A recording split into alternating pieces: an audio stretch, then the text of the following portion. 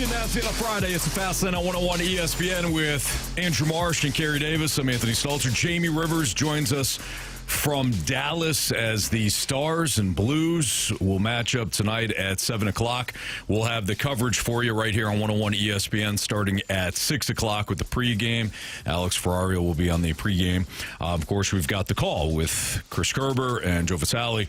And that will be at 7 o'clock, again, Blues and Stars. We hope that everybody is safe and ready to go for a weekend here where we don't really know where the weather is going to take us. We do know it's going to be cold. We do know that we'll see some snow, but whether or not it's 1 inch or 1,000 inches, we just got to wait and see. But we're with you for the next 4 hours. So, again, we appreciate you. Shout out to the Snake Pit. They're already rolling. If you want to leave us a text message, you can. Air Comfort Service text line is 314-399-9646. And, of course, you can reach us no matter what we're talking about. If you want to leave us a mic drop, share your thoughts, ask us a question, you can do so via the 101 ESPN Dobbs Tire and Auto Center's mobile app. We start off with the Blues. And, Marsh, I know that you have been wondering about this, and we haven't taken an opportunity to really dive into it, but Dylan Holloway, he's injured right now. He's banged up. The recent injury background for Dylan Holloway dates back to last year where he missed the end of the 24-25 season as well as the playoffs. He had surgery for a significant lower body injury. Currently on the injured reserve with the right ankle sprain, and this marks multiple times now where he has missed time with the Blues. We saw that Philip Broberg got his big contract extension. So, Jamie, how will Dylan Holloway's injury history affect his next contract? Hopefully with the Blues, because we all agree he's a great player, but the injury history obviously has to be taken into account here. Yeah, I think a little bit. Listen, I don't think it affects his status with the Blues at all. I mean, look, this is a guy you extended yourself out there as an organization with an offer sheet, which is completely allowed by the rules. But, sometimes a little frowned upon by other organizations to be poaching players. So it's not a guy you're going to turn your back on. And based off what we saw last year, just the raw potential of this guy, I mean, maybe you're looking at a bit of a bridge deal here. So instead of like the Broberg 6 years times $8 million, maybe it's a 3-year deal that's, in the $5 million range, something like that, to where you can be very comfortable the next time around to try and get the extension that you want. And also, look, some of these injuries, I mean, we just know how it works. Some guys just have bad luck. It's not like Dylan Holloway's built any different than other people as far as like for some of his injuries. It's just sometimes your body reacts different ways. And right now with this high ankle sprain, when you come back, they've got some scar tissue apparently that they got to kind of break through, and it adds discomfort. Feels like you've re-injured it again, but you've just basically got to work through the scar tissue, tolerate the pain, I guess. And it can be uncomfortable, Carey. Good times, man. Hey, breaking down that scar tissue, nothing better, man. That is a good pain. It's like, oh, that hurts so good. It is. It's like when you're stretching. No, it's worse. Nope, not even close. Yeah, they're turning that thing, is rubbing like, what the hell is that? And then they get that device the little metal device. Down your scar. Yeah, they on your bone and on there. You're like, oh, God, you're killing me. Keep going. Yeah. Yeah. You want to punch your trainer in the face. Yeah, it's but bad, you love man. him at the same time. Because when they're done, you get a little bit more motion in your ankle, in your ligament. You feel a little bit better. Yeah. I learned, like, high ankle sprains are awful. Like, I've had multiple, more than I can count. And then they tell you, put your foot in this boot and don't bend it. And that's actually one of the worst forms of advice I've ever gotten. You gotta take it out of that boot, man, move it around. How the hell else is gonna get better? I know you're not supposed to, but I just did my own thing. Hell with it. Got me back sooner. I just, the mobility, you gotta be able to move your ankle. So, the injury for him, I think, is unfortunate. Jamie, I think my concern, and I don't know how he rolled the ankle or how he got the high ankle sprain, but I do think that when you start having lower body injuries or things that are impacting your lower body, he missed time at the end of last season. I wonder if coming back too soon, like everything feels weaker. until you get it stronger, if that makes sense. And sometimes it takes a little bit longer when you've dealt with an injury where you've had to be sitting down and not actually doing your activity. Like if you hurt your shoulder, you can still skate or you can still run. You hurt your elbow, you can still move around. But when you hurt something lower body or midsection, it takes a little bit longer, and then everything else kind of feels a little bit off. And then you start adding up other injuries. I wonder if that's a case of kind of what took place, or if he just kind of rolled it and injured it in a different way. Yeah, as far as the initial injury, I can't remember exactly, what went on there, but yeah, he rolled it, and he thought he had taken the appropriate time to get back and get better, and he was skating, practicing with the team, and this, Carey, is sometimes in practice you feel fine. Yeah. You're like, I can go, but then when you get into a real game, it's just different. The resistance from other players is different. Battling through checks, battling down the wall, like everything is just a lot more difficult. And if your ankle isn't quite ready yet, or you haven't broken down that scar tissue enough, it can feel like you have a broken ankle out there. And even though it's not, the pain is terrible and your mobility is terrible. So for Dylan Holloway right now, I think it's a couple of steps backwards. I think you won't see him tonight. I doubt you'd see him tomorrow. But then moving forward after the LA game on Saturday, I think it'd be almost time to try and get him back going again. There's also a thought that some people believe it's better to actually break your ankle than to have the high ankle sprain. Yes. Because seriously, it's because it's a bone. The amount of time it takes to heal. It's 2 to 6 weeks, 4 to 6 weeks, and that it's healed, and you can actually look at that and say, okay, it's healed, you're good to go. Mm-hmm. The high ankle sprain, you do not know. Like you honestly, like he said, you could feel outstanding, and one little turn the wrong way, and it's almost like you're back to square one. Like you're right back to where you started at 6 weeks ago, just based off of a little turn in the wrong direction. So a broken ankle in some thought process is better than actually a high ankle sprain. Well, Marsh, did you have a thought on the contract situation? I know that. Yeah, not so much the contract situation, but sort of like a dramatic question. Yeah, I know, right? I wonder if he is becoming, and I don't think he's there yet, but I hope he doesn't become this type of player where he's like the Blues version of what Lars Nootbaar is to the Cardinals, where he's got a ton of upside. Marshy. No, hear me out. He said Marshy. It's out there now. I said it's a dramatic question. Said it now. He did qualify it. I said dramatic question. High upside, ton of talent, but it just isn't out there. Like, continuously is not out there. Plays a few, here and there and whatnot, and you see it's like, man, this guy's really good. But he's not available all the time. Mm-hmm. I'm not saying he's there yet. I hope he doesn't get there.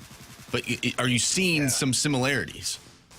Look, what you're saying is fair, Marshy, although I hate your comment. Hey, I hate it too.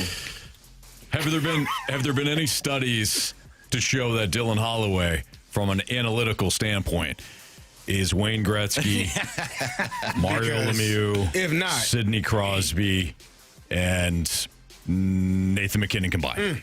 Because if so, then I think he's absolutely the next Lars Nootbaar. Yeah. It's a good point. Yeah. So injury history might suppress some of the guaranteed money in term, but as Jamie noted, the way that they acquired Holloway, they're invested, they're in bed. The underlying talent, previous high production, it's all there for Dylan Holloway. So I expect him to see some decent guaranteed money when the contract does come up and the Blues need to extend him. All right, Jamie Rivers, Andrew Marsh, Carey Davis, I'm Anthony Stalter. Carey posed this question to us. Which coach needs a Super Bowl appearance the most? We'll get into that next on 101 ESPN.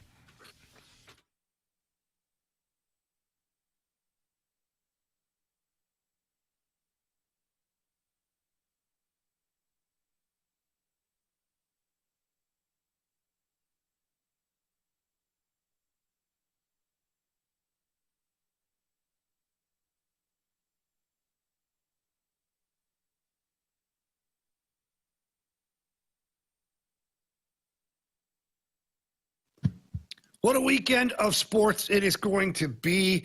You got the championship Sunday. And let me tell you about that. It is a massive party over at Circus Sports in Las Vegas. I've been there for a couple of years now. And Derek Stevens and his staff, they do it right. They've got the world's largest sports book right there in the casino, and they've got a party going on while they watch the games, and people are placing bets all throughout the day. It's an awesome time. But I'll tell you what else is awesome. Even if you're sitting at home on your couch this Sunday, download the Circus Sports app. You'll feel like you're part of the party right there in Las Vegas. You can go to the App Store or the Google Play Store. Look for the white Circus Sports logo. That is the new one. That was for the state of Missouri. Click on that, and away you go. So many player props that are happening for those games. They've got the parlays. You put together a great parlay. Live betting, always available. And Circus Sports got the best odds of any app that is out there. And here's the most important part. They celebrate your winnings. They don't cut you off, limit you, or kick you out. No, none of those things. They celebrate your winnings and want to make sure you keep winning and having fun with your Circus Sports app. So please, again, get to the App Store, download it, or you can visit circusports.com to download the app as well as any other information that you're looking for. Remember, that's Circus Sports. Must be 21 or older. Gambling problem? Call 1-800-GAMBLER.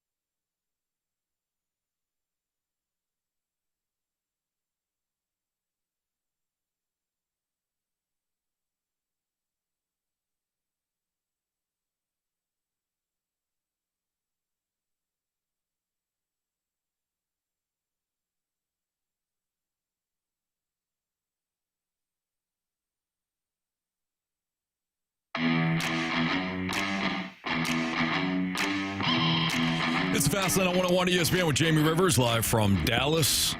Andrew Marsh, Carey Davis, Anthony Stalter. It's Fast Lane. Which coach needs a Super Bowl appearance more? Carey, I know you were kind of thinking about this earlier today. And last night, actually. Last night, there you go. I wrote it down last night. I was like, I need to know. So what were you thinking? So I was looking at the four coaches, the four head coaches that are left in this Final Four. You got Mike Vrabel, you got Sean McVay, Sean Payton, Mike McDonald, and I was just thinking about how, we put a lot of emphasis on, coaches' legacies and who they are. And so for Sean McVay, he will be 40 here, I think his birthday's tomorrow. I looked it up. Be 40 tomorrow, and has an opportunity to appear in 3 Super Bowls in his 10-year career as the head coach of the St. Louis Rams. Pardon me. Oh, no. I apologize. It's blame it on my... We wish. My head. Oh, no. Not my heart. Los Angeles Rams, right? Mm-hmm. has an opportunity to be the 3 times with an opportunity to win 2 of those before, you get to your 40s, as you're entering your 40s. Mike Vrabel, Patriots way. We've heard about that ad nauseum. 6 times they've won Super Bowls with Tom Brady as their lead guy at quarterback and Bill Belichick as their head coach. Now he was part of a couple of those championship wins. Now he has an opportunity to do it as a head coach and bring back the Patriot way, right? I think that's an interesting thing to look at from his perspective. As I've done it as a player. Now I have an opportunity to do it as a head coach. Sean Payton, we know he was able to win a Super Bowl with the great Drew Brees, one of the greatest quarterbacks to play the game. Can you do it now without your starting quarterback and with a guy that most people don't think should even have this? This is a crazy opportunity for Jarrett Stidham to start in an AFC Championship game, and you ain't played in two years. Yeah. So I think that's another name, and he's an offensive guru. Okay, let's see. You don't got one of the greatest quarterbacks to ever do it, and you don't got your starting quarterback. What you going to come up with? How are you going to find a way to get this team into the Super Bowl despite not having your best player? And then Mike McDonald, who I think he's playing with house money. But I do. I'm sorry. He is. He's a second-year head coach, but he's in a division that is an extremely difficult division, and how many more opportunities will you be this close to making it to the Super Bowl? So you have to capitalize off of those moments when you're in it, right? You might feel like, second-year head coach, this is easy. No, the hell it's not. You might never get back to this point again to be able to make it to a Super Bowl and actually win a championship. So taking advantage of this moment as a second-year head coach, which one of these guys do you think it's most important for them to make it to the Super Bowl? What do you think, Jamie? Wow. It's a great question. I personally don't feel that it's important for Sean Payton or Sean McVay to get to the Super Bowl. Not because they don't deserve it or that they're not great at what they do. It just, Sean Payton's won one. McVay's been to, 2 now? This will be 3. Or if he gets over this one, it'll be 3. He's won one as well. I think it's one of the new guys. And I actually feel like it's Mike Vrabel, because I feel like everybody's names, whoever won a Super Bowl in New England, they're attached to Belichick and Brady. And, whether you were a great player on those teams or not, offensively, defensively, Adam Vinatieri, all those guys had played their part. It was the Belichick-Brady era. That's all people say. And so I think for Mike Vrabel to establish, not necessarily keeping the Patriot way going, but now it's the Vrabel way. This is Mike Vrabel's team. I think it's most important for him. No matter who makes it, no matter who wins it, I should say, no matter who wins it, it'll be incredibly impressive. Yeah. If you start off with Sean McVay, that might be the least impressive just because we've seen it before. It's pretty damn impressive. 40 years old and 3 times? But well, he's got Matthew Stafford. He's got one of the best. He's got talent wise. He might have the best team left in the Final Four.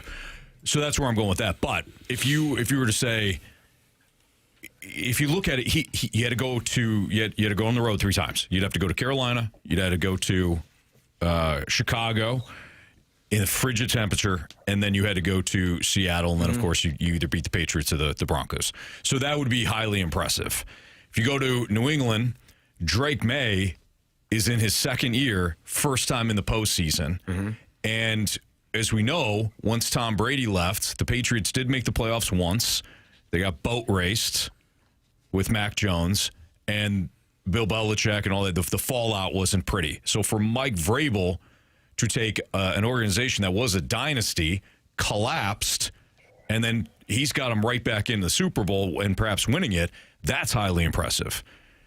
Sean Payton, if he winds up winning it, second team, and of course the Jarrett Stidham angle, you took a backup quarterback who hadn't seen live action, attempted a pass in 2 years, and you would have won a Super Bowl. And of course with the Seahawks, there's not a lot of people that believe in Sam Darnold, retread quarterback, and Mike McDaniels, only they've been there 2 years. Let's not forget, he won, 10 games last year?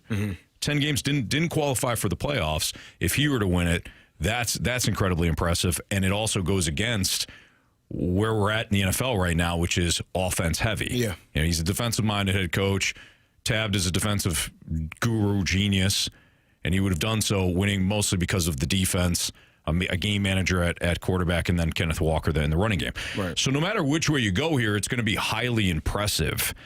I think when it comes to which team needs it the most, which coach needs it the most, I'll go with the two guys that have most at stake, the two guys that could win their second Super Bowl.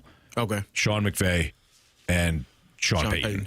And I guess I'd lean toward Sean Payton because Matthew Stafford's not going to play forever. Okay. And at some point, the bill's going to come due, and the Rams are going to have to start over again at quarterback. So you lean toward Sean McVay or Sean? Okay.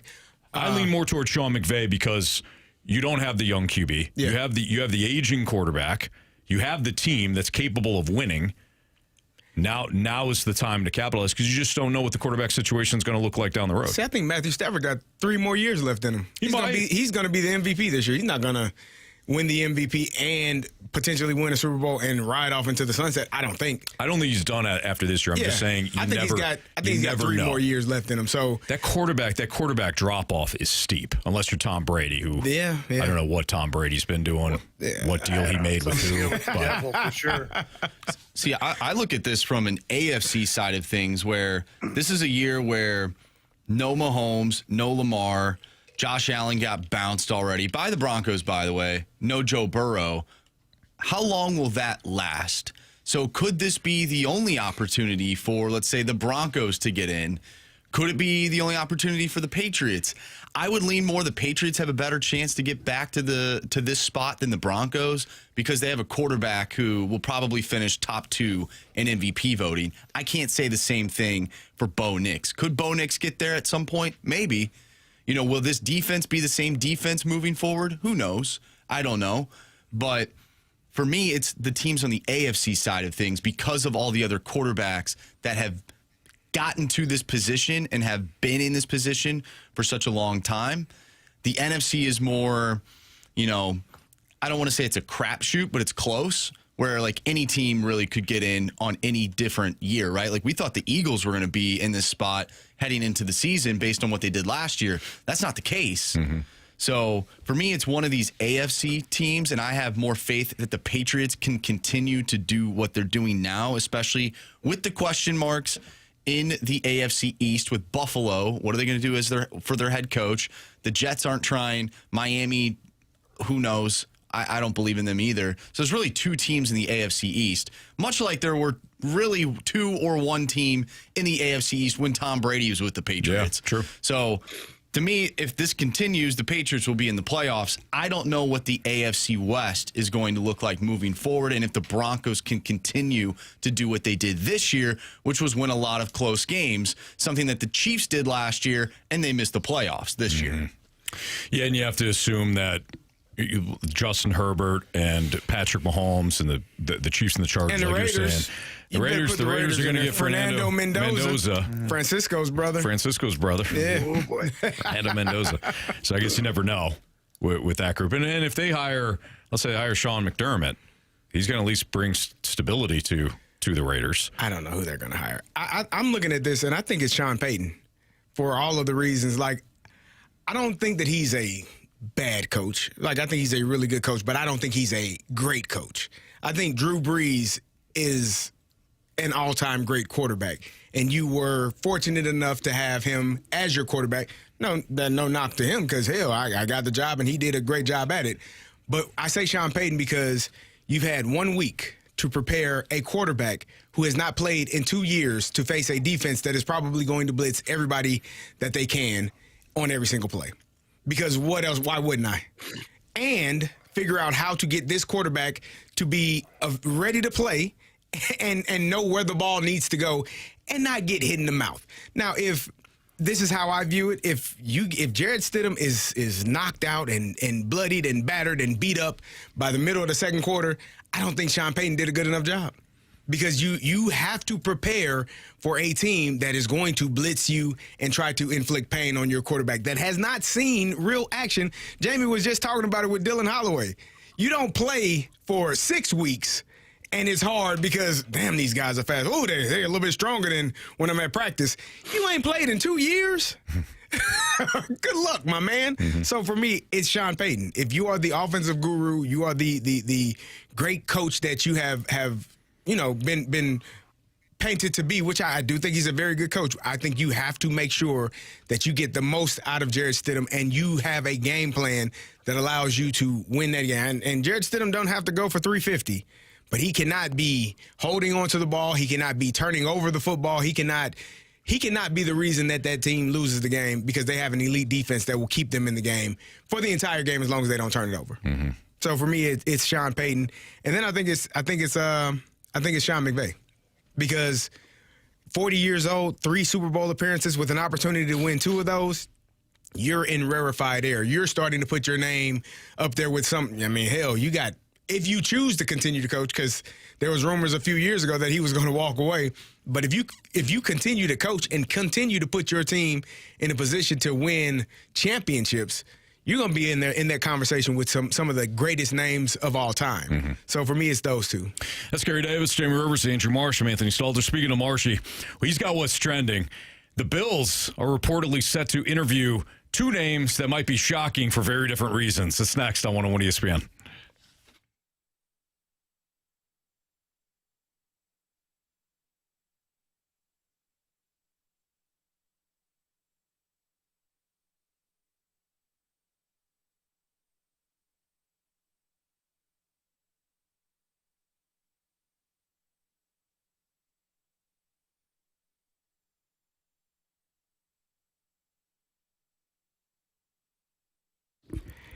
FanDuel is turning on playoff mode. All customers get a profit boost pack every NFL playoff game day.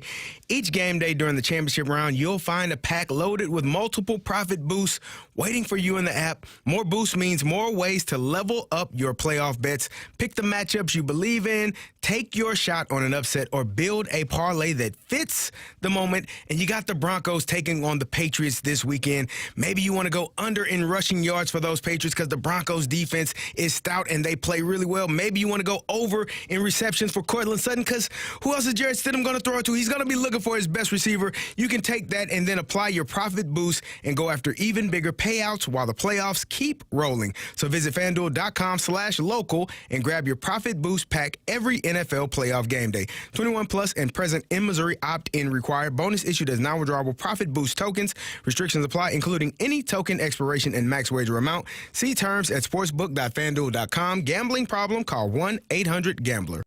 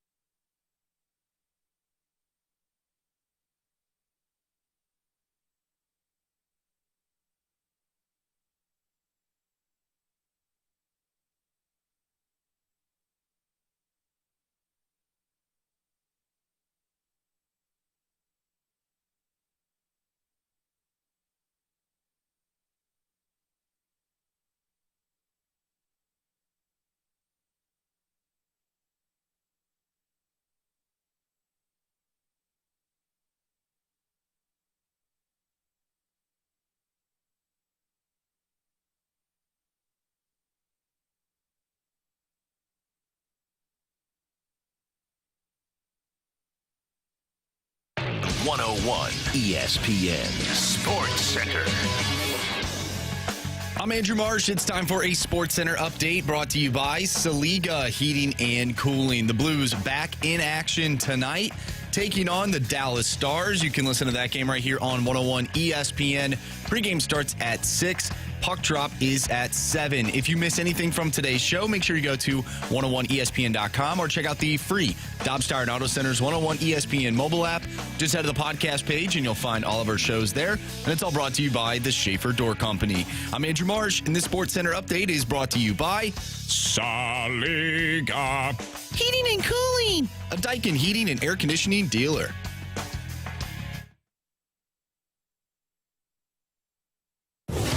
What are the hot topics in the sports world?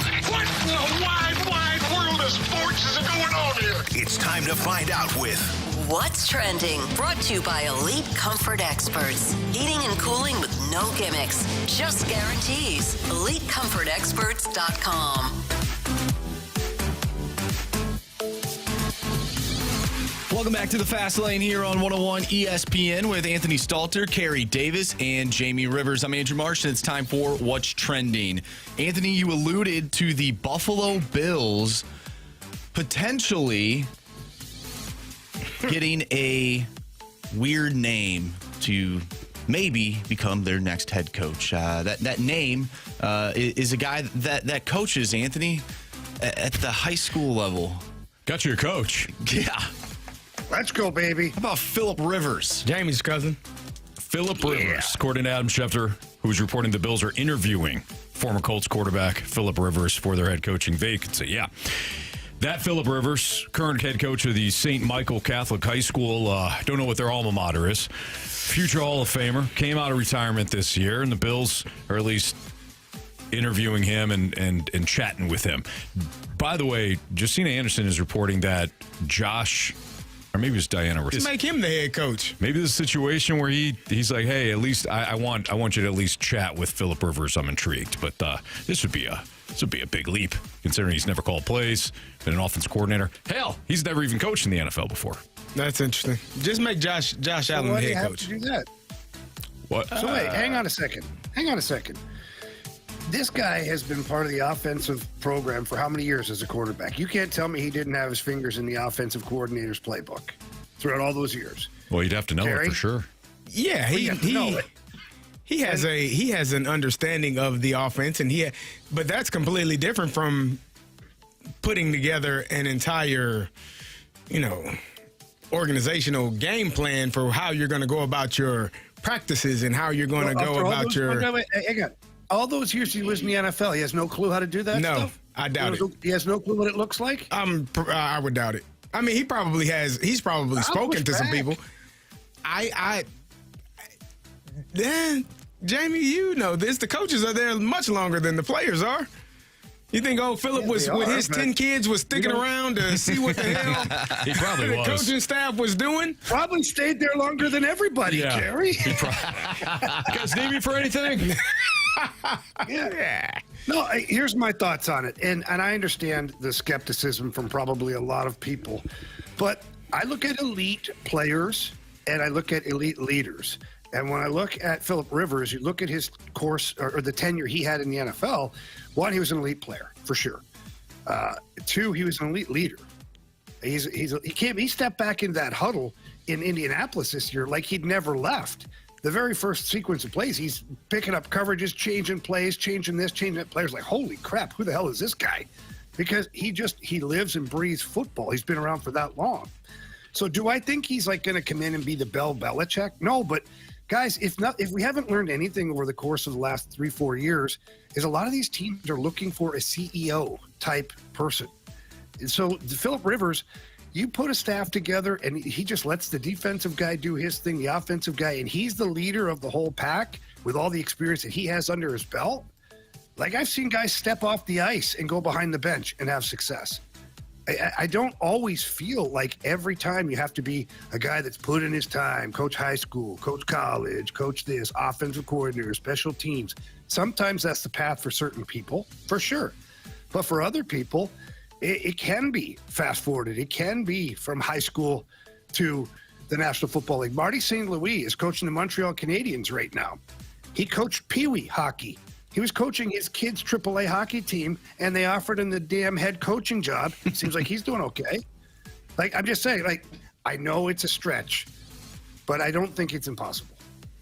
It would be unprecedented, that's for sure. I know that Jeff Saturday came in to coach the Colts for, a couple of games, and even one in Vegas when they beat the Raiders. But I mean, you're certainly asking a lot. But I don't think Phillip Rivers would take the job or take the interview, I would say, if he didn't feel like he could do it or he can contribute. Mm-hmm. Now, the other name that I said might confuse you. One was Phillip Rivers. The other person that the Bills are interviewing today is Mike McDaniel. And you might be wondering, well, I thought Mike McDaniel is the OC with the Chargers. He's expected to take the OC job with the Chargers, but apparently the Bills are interested in talking with him as a head coach. That I don't necessarily see. What's that? He must have I'm sure Mike McDaniel has an out clause with the Chargers that says, hey, look, I'm going to continue to interview. If I get a head coaching job, I can take it. Yeah. But my first thought is coming here as your OC. I don't see the fit. I don't get it at all. Can you imagine putting Mike McDaniel, who's kind of a weird dude to start with, putting him with that GM and that owner? I mean, my goodness. Could be a lot of chaos. It's a party I'd like to, listen, it's a lot of fun, man. But woof. A lot of fun. Carey, I'm going to disappoint you, too, because I just saw this. ESPN's Jeremy Fowler is reporting that the Titans have spoken to Artie the one-man party, Arthur Smith, about their offensive coordinator. Arthur vacancy. Smith he's a great hire for the Tennessee Titans. Yeah. He would do fantastic work under Robert Saleh.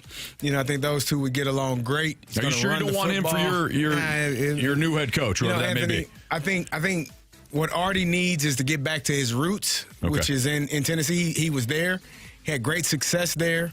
And him and Robert Saleh work together great. I mean, he wants to run the ball. Robert Saleh wants to play defense. Well, how do you win championships, Anthony? Defense and running the ball, Carey. It sounds like a marriage made in heaven, man. Sounds like a perfect match to me. I wish Artie the party nothing but success down in old Nashville. He'd have a great time. Great. Nashville's a great city. Yeah. It is fantastic. You hate to lose him. Hate to see him go, man. Yeah. Hate to see him go. But I wish him the best. Sure. Yeah. Well, we'll see. I thought Artie was going to end up being head coach of Cleveland. Honestly, it's such a Cleveland move.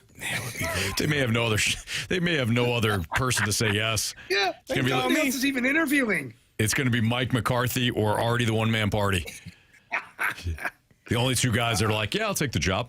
I wouldn't be shocked if Jim McCarthy's Schwartz going to Steeltown, baby. Nah. You would be surprised if Jim Schwartz takes the job? Yeah. Yeah. It's just, hey, nobody wants this job. Right. You want it? You want it? This one, the water boy might be coaching. Well, hey. He does a great job now. He'd probably have to be in the snake pit a lot less. Oh, no. We need him in there. I think he's talking about another water boy. Oh, like a water boy for the Browns? Yeah. Okay. Yeah. Or the one that led the Mud Dogs to the Bourbon Bowl. Oh, yeah. That one was playing hockey last time I saw. Or not hockey, excuse me. He was a hockey player that played golf. Yeah.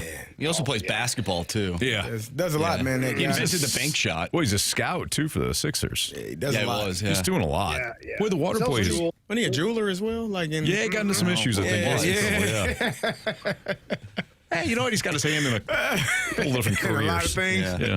All right. It's Fastlane on 101 ESPN. So, Carey, I wouldn't say he was infuriated walking to the office today, but he was at least annoyed at what he was hearing from BK and Ferrario and the T-Bone. Carey will tell you what they were talking about and apply it to what's really ruining baseball in Carey's eyes.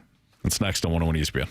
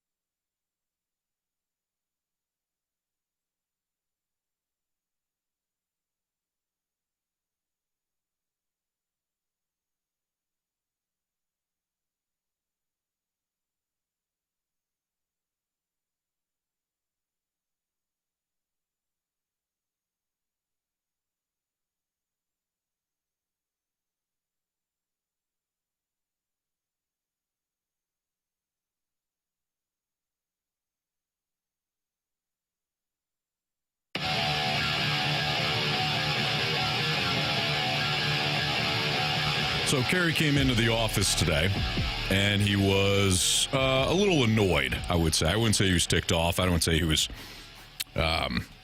even frustrated, just a little annoyed. Yeah, just, you know. You were listening to BK and Ferrario, and you love those guys. You love T-Bone. I'd love them. They do a fantastic job. You know, BK is a whiz when it comes to the numbers. He knows all of the numbers. His brain he just expands and is able to put all of those numbers in. And it's outstanding. I'm not joking when I say he's fantastic at what he does. And I truly appreciate it because I listen and I learn from those guys. But I became very frustrated over a conversation that they were having about Victor Scott II.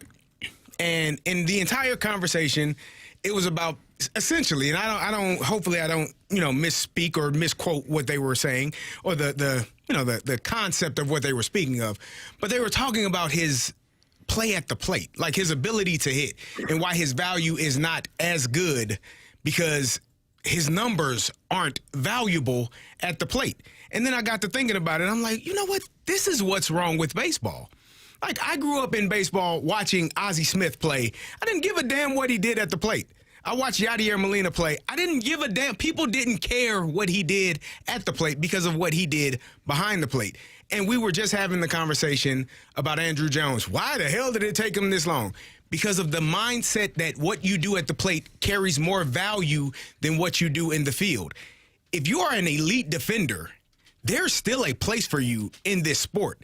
Now, people will tell you, hey, what do you do at the plate? Because that's the only numbers that they care about. They care about the OPS, OBS, that's all they want to hear.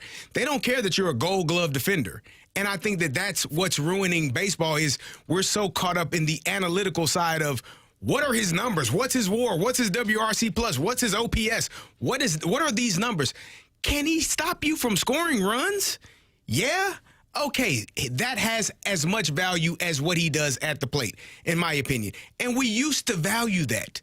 We used to care about guys making outstanding plays in the field. Victor Scott might not be as valuable at the plate right now, but what he provides in the field is as valuable as anyone else on this team. And so I think we get away from the value of a player based on, well, he can't hit for power or he can't hit it in the gaps or he doesn't hit for average and all of these excuses. But there are only a handful of players. I won't say a handful, but there are more than a handful. But the elite players are the ones that do it in the field and at the plate. You know what those are called? Hall of Famers. You ain't going to have a roster full of them. Not in today's day and age. I'm sorry. You ain't. Too many damn teams, too many places for them to go. Dodgers. They don't got every one of them ain't a Hall of Famer. Not every one of them. Yet. Nah, ever. Damn close. But that's where we are. And to me, when you put an emphasis, and then like I said, a guy like Andrew Jones has to wait 9 years because people like us or people that are watching the game, well, what are his numbers? Another example, Buster Posey. People will argue you up and down that Buster Posey is a better catcher than Yadier Molina. Only because of what he did at the plate, not because of what he did behind it. Buster Posey it's night and day behind the plate. But Yadier, in my opinion, is as valuable or more valuable than anybody at that position because of what he does behind the plate. But we will solely focus on, well, is he a good hitter? It's not just one side of the ball that you're playing. You're not just an offensive player. You also have to play defense, and the elite defenders do deserve some credit, and that does not take away from their value as baseball players and what they're able to do. Yeah, so I agree with a lot of what you said, Carey. Here's where I run into a little bit of a speed bump with the whole thing is you're right. To be a Hall of Famer, you got to be good at the plate, good in the field, and your numbers have to be, on par with past Hall of Famers or at least what would be believed to be a Hall of Famer. The problem that Victor Scott is going to have is the Cardinals don't have offense. They don't have a Hall of Famer on their roster. So when you need guys to contribute, everybody's got to chip in. He can't just be a defensive center fielder. On a team like the Dodgers, you can hide him. Yep, unbelievable. A team like the Yankees, put him out in center field. A team like the Mets with like Phillies, you can hide a defense-only player. But on a team like the Cardinals, where you barely have offense to begin with, The numbers just have to be average at best. And I'm not diving into the crazy analytics, but if you just look at the main ones, if you just want to go batting average, let's go old school. He's subpar, bottom line. And so he's got to get on base more to use that speed. And that's where guys like Victor Scott, to me, or one-dimensional players fall short. And you can have a one-dimensional player that's just offensive too. Let's talk about Herrera. He's another issue for the Cardinals. Great at the plate, not so great anywhere else. So if we're going to have the argument of, a player that's being slighted, well, we got to look at Herrera at the same time and say he's being slighted too because he's a really good offensive player. But those two guys are not a problem on a better roster. The problem we're having is we look at that and the roster's not good enough either way for those guys to be hidden anywhere. The Herrera, for me, is fine because he can be your DH. Like Big Papi, just a DH. I don't need you in the field if your bat plays that well, which is also, it adds value. If you're not a solid defender, which he's not behind the plate, he wasn't really good enough at throwing runners out, so they made him a DH. And that to me is a perfect spot for him if he's unable to do anything in the field or behind the plate. Victor Scott, in my opinion, like I said, I don't think you necessarily have to be outstanding at the plate to be a Hall of Famer. Ozzie Smith is a Hall of Famer, but we don't notice the one home run that we talk about. Go crazy, folks, go crazy. A few really good offensive seasons. Correct, Carey. but not. There hasn't been offense at all. Not there. Victor Scott is only in his second year. I know. So we don't know that. That's all I'm saying is defense has value, and it's also not on Victor Scott the rest of the team. The rest of the team can't hit. You got 8 other guys that have to also be able to pick up and carry their load and carry their weight as well. I'm not saying he can go 0 for 1,000 and still play every single day, but he can be serviceable at the plate as long as he's elite in the field, and that matters, in my opinion. Yeah, but we can still be critical of him offensively, though. But why? Because if you have a team, never mind, if you have an individual, his numbers are not good, Carey. Batting average, look at any of his numbers. They're not good. But we're talking about the value of a player, and we're not just solely focused. If you're only focused on that, if you're elite at something and average at something else, I think that matters. And he is elite. But he ain't average at offense. Well, that's the problem. Like, do you think the offense, could it cancel out the defense? It's like, okay, yeah, I'm ultimately saving these runs, but I'm also not producing anything either. And also at the same time, you have expectations. Well, this guy's super fast. We need him on base. If he's not getting on base enough, what is the purpose of you being in this lineup outside of just playing solid defense? But again, if you're not contributing, do those two things, in your opinion, wash each other out? I think what Carey, correct me if I'm wrong, I think what you're saying is if you do have a complete team, there's a lot of value to Victor Scott. Correct. I'm saying the same thing. Okay. So, but Jamie's also saying that we don't have a good team, though. Right. So as of right now, he's less valuable because you don't have the team around him. That would be my point. Okay. I still think there's value there. And I think that I think Jamie's trying to equate it to winning right now. Well, I'm equating it to why we focus so much on analytics and don't focus on the actual game as a whole. Jamie. Anthony. He had a great opportunity going back and forth with Carey to say Carey. Yeah, he did. And he picked you out. Me. How about that? Well, I have to be looking at the screen, and I saw Anthony. That's fair. That makes sense. Yeah. He caught astray. Yeah, that's fine. I get it. Carey, I think I get what you're saying in terms of like the defensive value. Yachty, great example of it. There are guys too that hit really well that just aren't great defensive players, but if they wind up hitting you 25 to 30 home runs, obviously that's a value to your team. It's a complete team. Where I don't agree is it's ruining baseball part. Well, we can disagree with that because I think that we're so focused, and another player that I'll give is Greg Maddux. Greg Maddux would not be a pitcher today. Sure. Because he doesn't throw 105 miles per hour. He throws at 93, and then he can go down to 89, but it's the same spin, and it's a fastball. And you as a hitter can't decipher what's coming at you. Mm-hmm. There's value in that. But because we're so overly hyperly focused on the analytics and the numbers and how fast is his velo and can he play? And this also kind of goes back to what we've talked about with Kurt Signetti. Can you play ball? Mm-hmm. If you can play ball, you can play ball at any level, at any time, at any any point of life. Yeah. If you can play.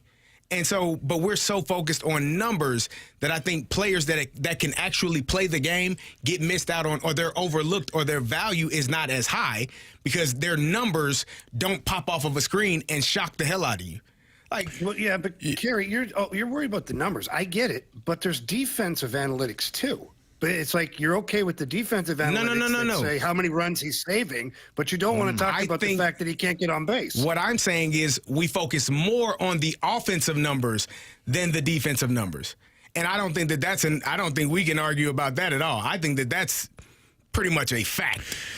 And but are we talking about popularity? How the sport's popularity has decreased? Yes, I think it. Well, the fact that we are so overly analytically driven in terms of what are these numbers saying, I think that is what, to me, I don't care about what his OPS is. I don't care. Does he make the play when the time is when it's supposed to be made? Yeah. Does he do the right thing? If it's a sacrifice button, is he willing to sacrifice button? But analytically, they're not doing that. They're going to try to hit the ball out of the yard every single time because that's what the numbers tell them that they should do. It's basketball, in my opinion, is the same way. Mm-hmm. There is no more mid-range jumpers. I watch teams shoot 50 3-pointers, guys that ain't got no damn business shooting a 3-pointer. Yeah. Get your ass in the post and put your back to the basket and get a layup for 2 points and get a foul and then get 3 points. Mm-hmm. But I got to watch y'all shoot 50 3-pointers and go 10 for 50. Back and forth. It's not. It's because someone told them the analytics. It shooting a 2-point shot is worth. It ain't worth it. Right. Analytically, that's a dumbass thing. So, but it makes sense because in their mind, there's more value to shoot a 3 than it is to shoot a 2. Yeah. So what you're arguing is it is a less aesthetically pleasing game right now because of the way teams are built. And then people don't want to watch that. Okay, I agree. I don't want to watch defense. Kerry, I think there's a lot of merit to what you're saying. I think it is a less aesthetically pleasing game. I'm with you in that. I don't think it's the sole reason why the game has lost in popularity. I think a big portion of it is I already know my favorite team's eliminated. And it's already eliminated because there's only about 4 or 5 teams that can win, and then you get the one outlier. If my team's not the one outlier, I have no desire to watch in August. Whereas in the NFL, I know somebody was making the point of like, hey, teams aren't even in the NFL either. If you don't have a quarterback, then you're screwed. Maybe from winning the Super Bowl. Mm-hmm. But I saw my my fast lane mid-average Falcon team win 8 games and still be in it because they could potentially make the playoffs, and I was watching later in the year. That's not the case in baseball when in August over half the teams are eliminated, even with the seven wild cards. So I think it's a combination of the two. I agree, Carey. I think it's a less aesthetically pleasing game. I also think that I want to see my team win. And if my team doesn't have a shot at winning and even making the playoffs, then it's like, why am I watching? Maybe your team would win if they didn't focus so much on analytics. I highly doubt that. This Dodgers still exist. All right, it's Fastlane on 101 ESPN. Does Robert Thomas fall into the Alex Pietrangelo territory? Marsh posed this. He'll throw it at Jamie next on 101 ESPN. Urban Chestnut.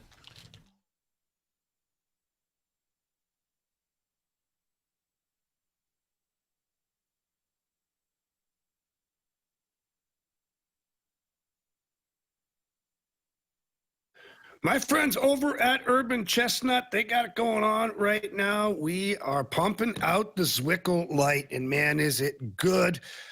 Such a great, refreshing beer. It's crisp, clean, all of those things. It's only got 95 calories as well, 3.7 carbs. Best part about it, too, It's brewed by St. Louisans. I love that. It's such a great crew over there, too. They love doing what they do. In fact, we're going to be out this weekend, weather permitting, fingers crossed. We're going to be out this weekend on Sunday at Circle 7 from 1 to 3 in De Pere, and then 3 to 4, I believe, after that in Baldwin. So please come by, check it out. We're going to be handing out free Zwickle Light and watching football. Does it get any better than that? No, it doesn't. Ice cold Zwickle Light NFL Championship football. I mean, there is no better place to be. So please come out and join us. Also, pick up a case of Zwickle Light somewhere. Check it out. It's at your local stores. It's over at my friends Dirt Cheap. They're carrying it because they know how good it is. It is the unofficial beer of St. Louis hockey. Again, it is always the official beer of the Rivers House. So please visit urbanchestnut.com for more information on anything that you're looking to check out. And also remember to keep it light and keep it local.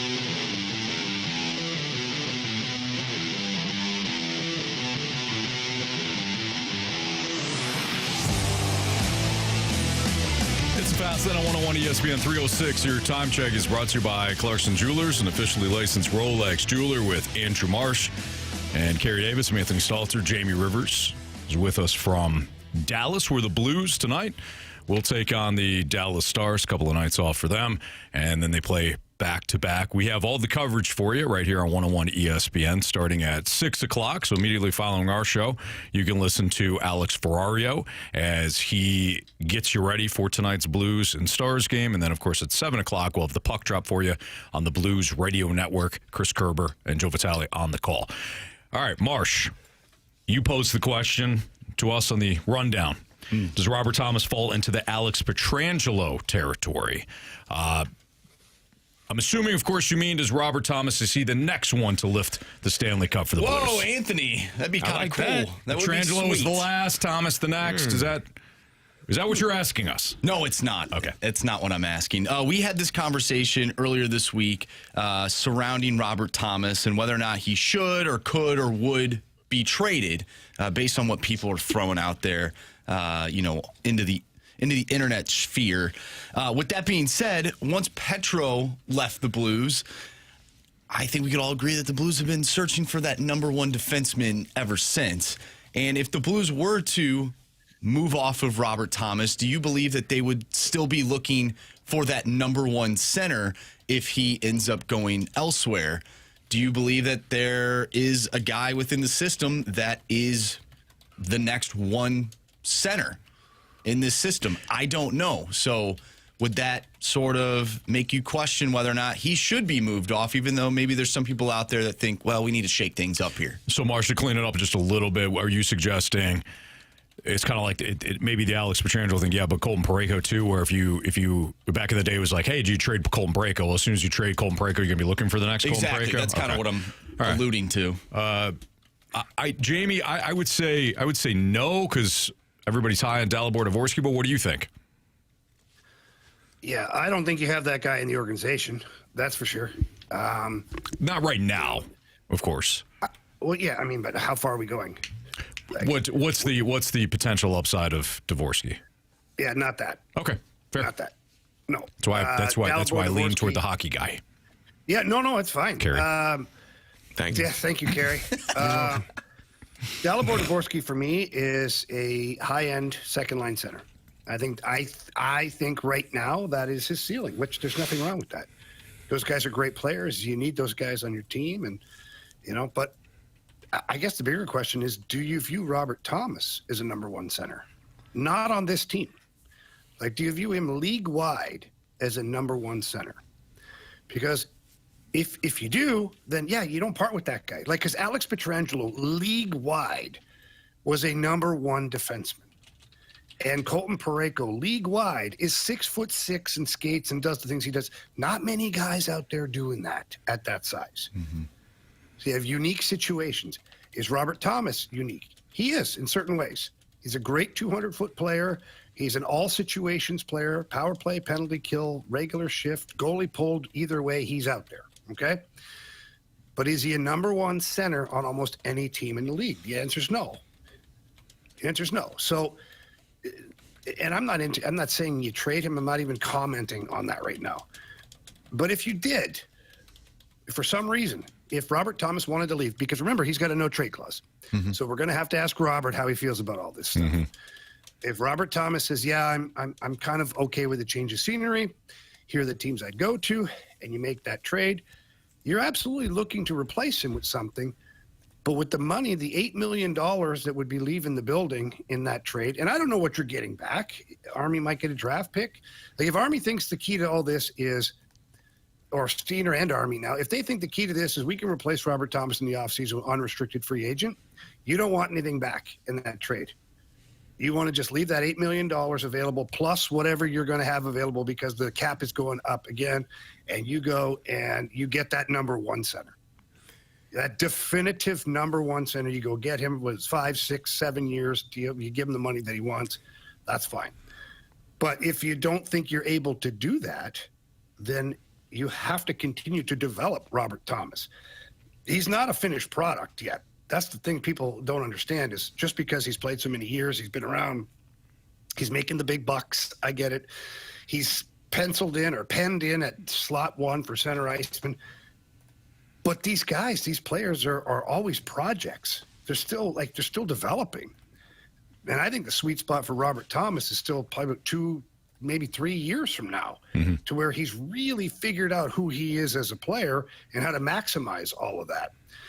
So it's a big risk, man. When you start talking about trading a player that has as much upside as Robert Thomas, like, you better damn well be sure in what you're doing that's the best move for the organization. Sure.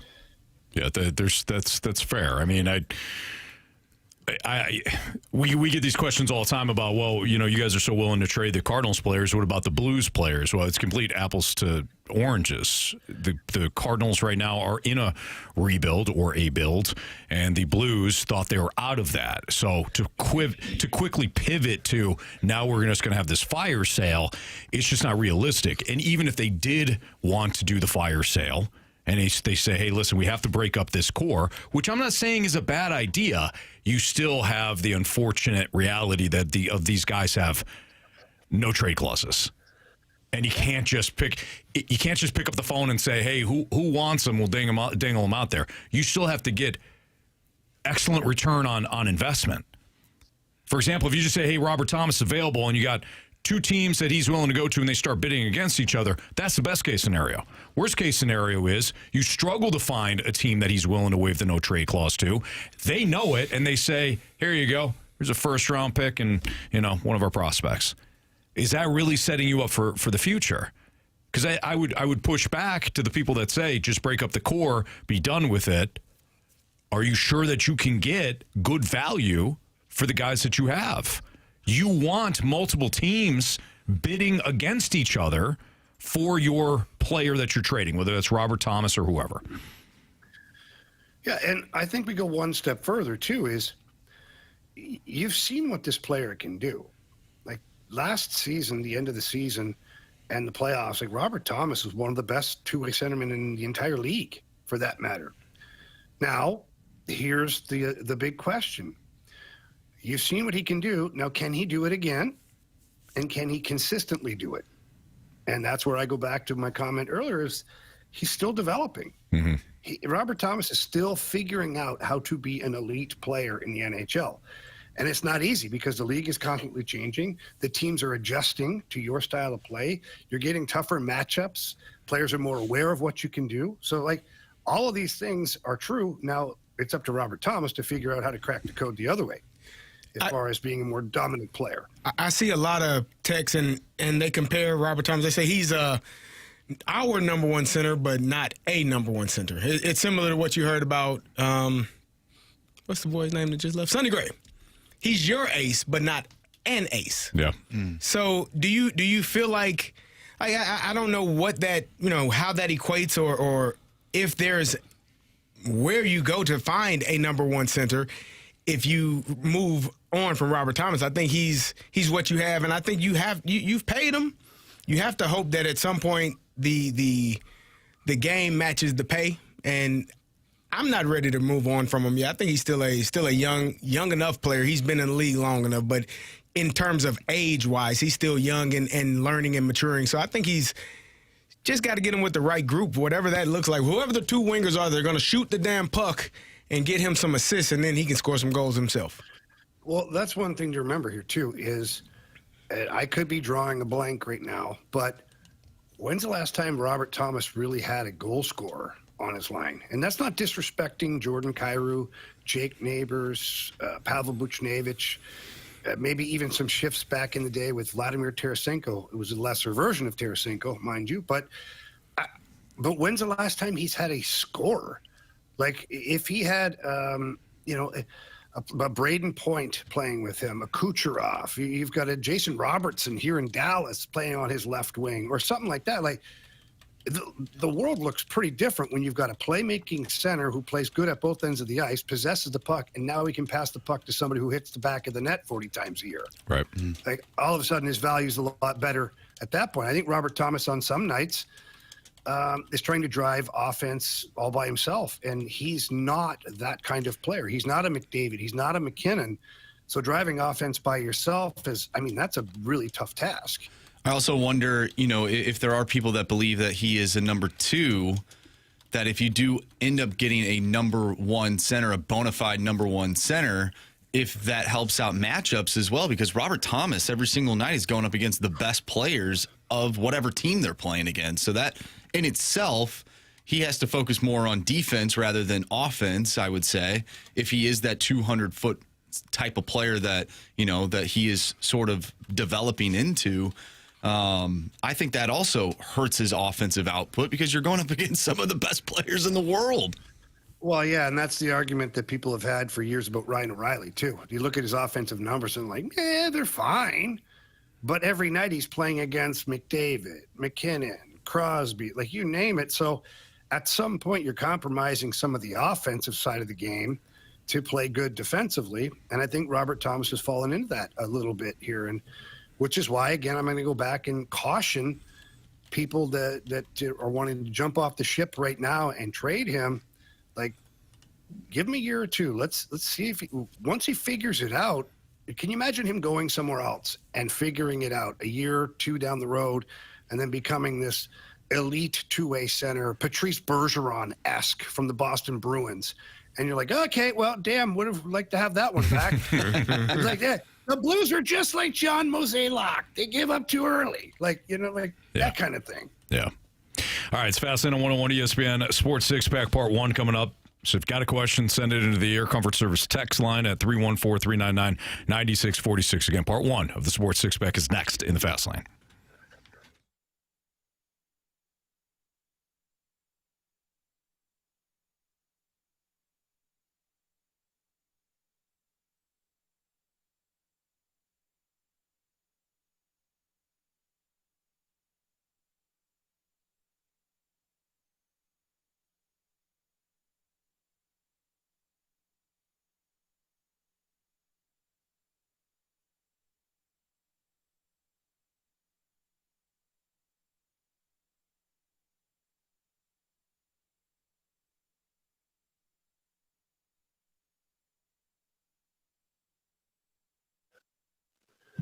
Well, if you're thinking about selling your home anytime soon, please pick up the phone and call Gloria Lou with your home sold guaranteed realty. Gloria and I were sitting down the other day and discussing the new year and the potential of rates lowering. And she said there's going to be heavy traffic in the market at that point. So you want to get your house listed quickly, and you want to list it for the right price. That's what Gloria Lou does. She lists your home for the right price. That way you get the most money for your property, and she sells quickly. Our guy Lance down the hallway helps do our recordings here in-house. He listed his house with Gloria Lou. Took him 2 days to sell his home. That's how good Gloria Lou is. So please, again, give her a call. She's going to help you out. She's the best in the business. When you call her, please tell her that Jamie Rivers sent you in. Her number is 314-325-6888. That's 314-325-6888, or you can always visit GloriaHasTheBuyers.com.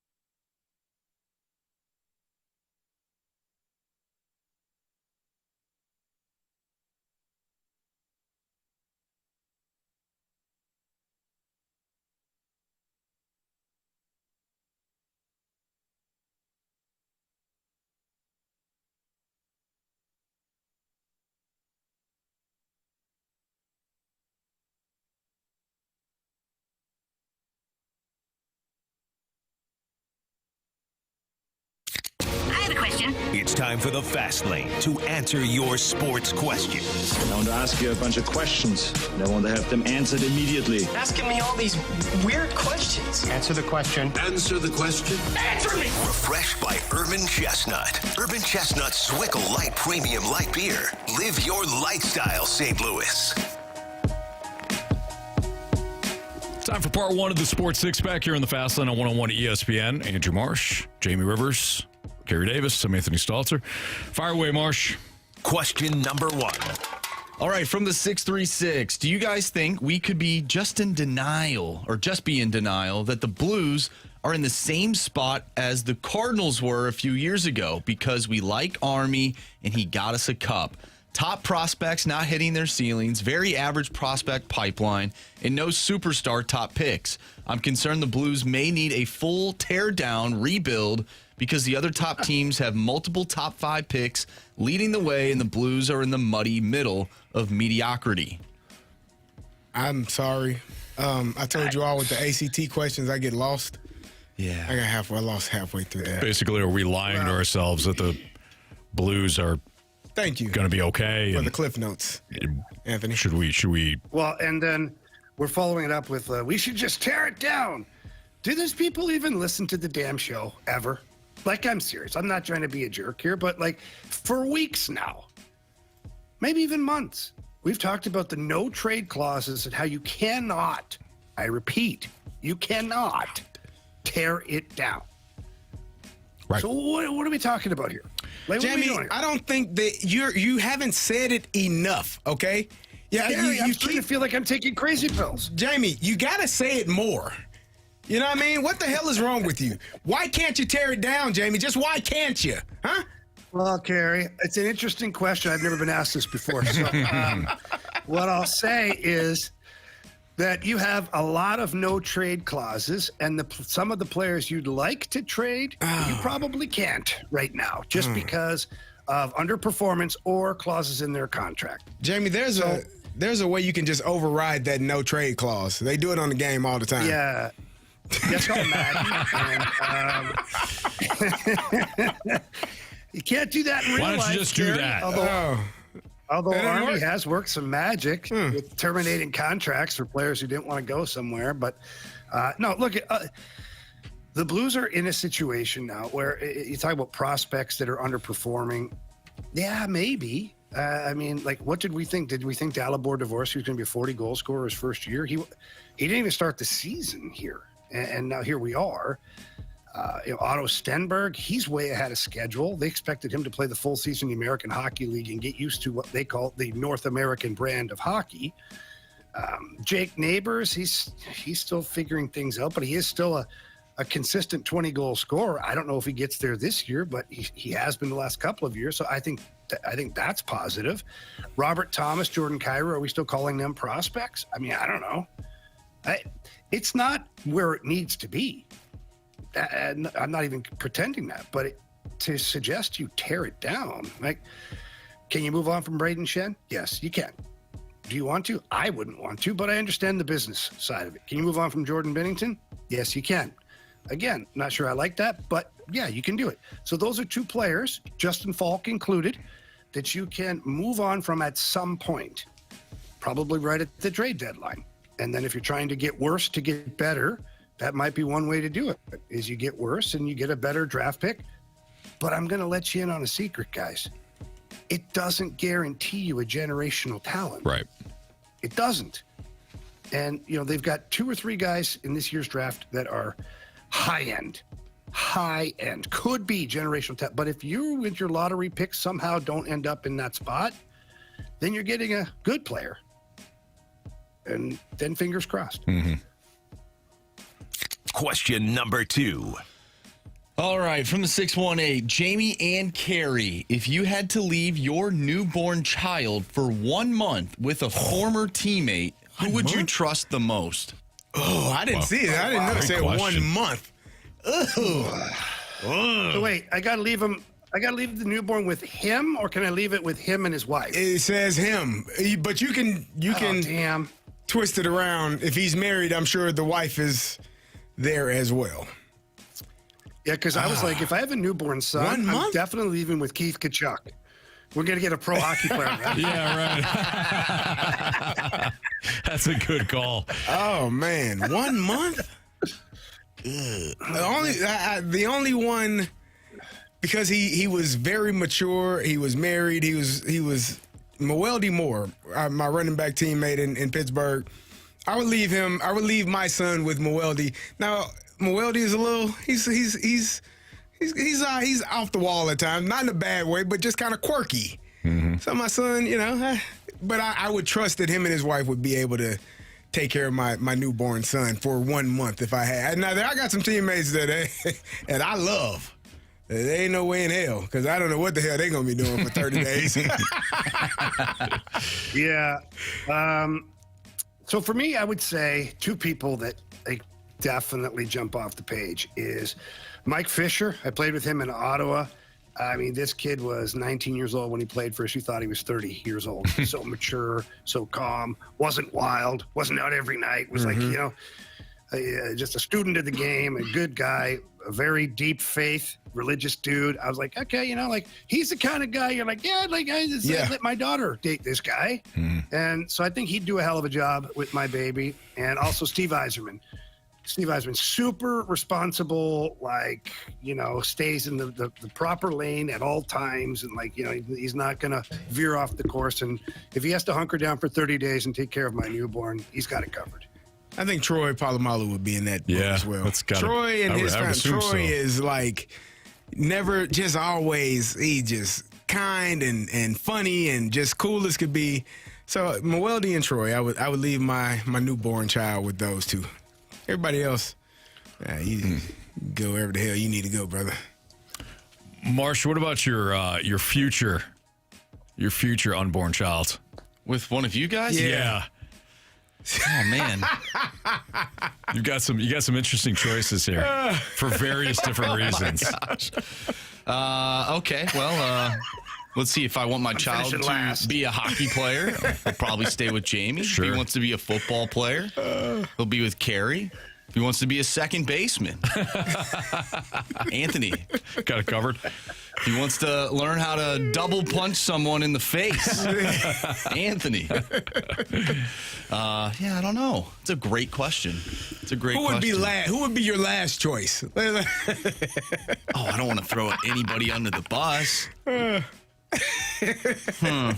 Well, he will be gone in 30 minutes.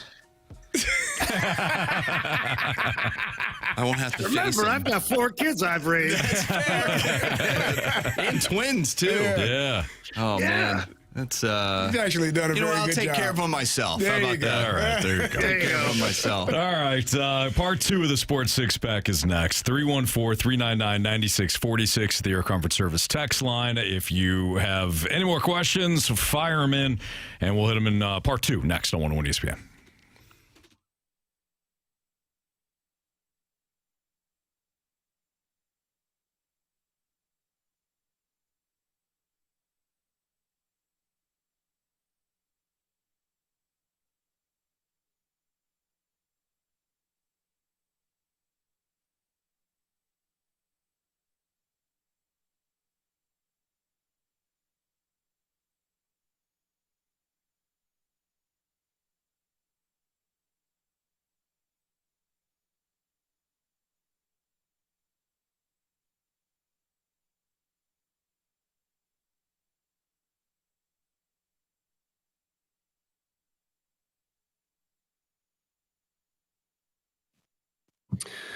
Elevate your performance with my friends over at Pure Performance. They are your one-stop shop for all aftermarket modifications. And let me tell you something, bad weather is coming, and I've been warning you. I've told you, get your tires checked. I told you, drive over to Pure Performance.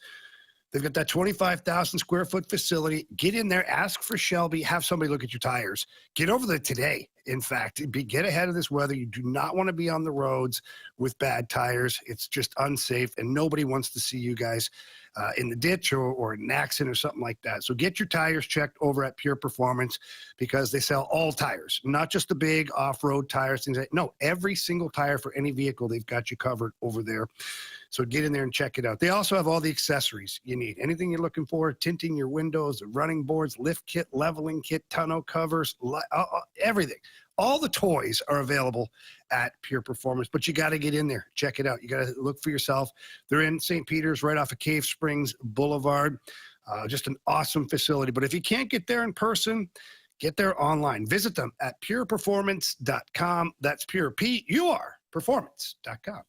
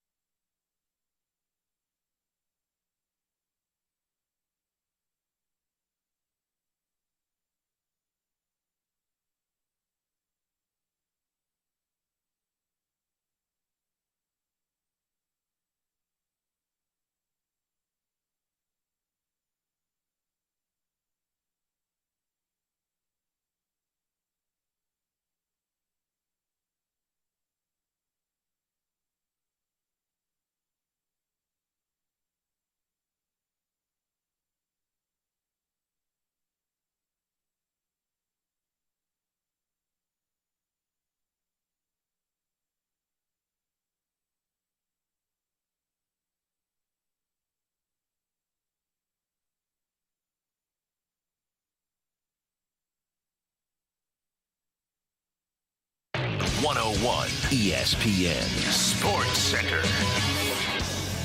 I'm Andrew Marsh. It's time for a Sports Center update brought to you by Saliga Heating and Cooling. Blues back in action tonight, taking on the Dallas Stars. Pregame starts at 6. Puck drop is at 7.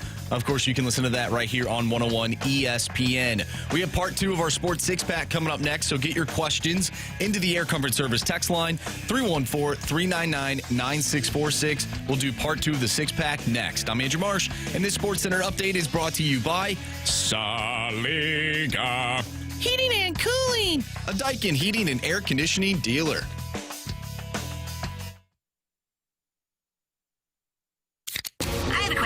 It's time time for the Fast Lane to answer your sports questions. I want to ask you a bunch of questions, and I want to have them answered immediately. Asking me all these weird questions. Answer the question. Answer the question. Answer me! Refreshed by Urban Chestnut. Urban Chestnut Swickle Light Premium Light Beer. Live your lifestyle, St. Louis. All right, time for part 2 of the Sports Six Pack. Keep those questions coming into the Air Comfort Service text line at 314-399-9646. Marsh, question 3, please. Question number 3. All right, the water boy. You did mention the water boy earlier. We hope he sticks around.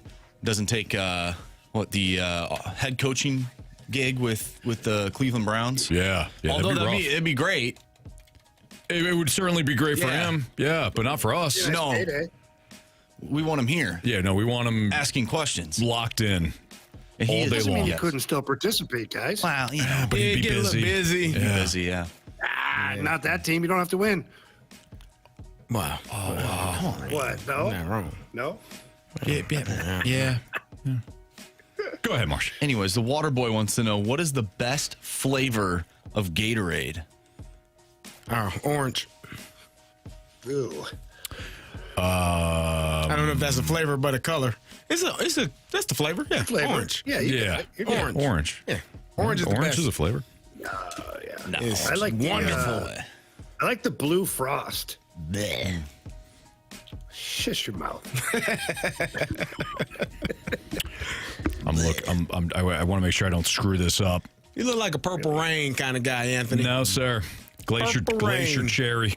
Gatorade Zero. Yeah, Glacier Gatorade Cherry. Zero? Yeah. Oh my God, that tastes like ass. Well, that's because you did something before and then you drank it. Gotta wash it down. Oh, man. Marshy? I have 2 favorites.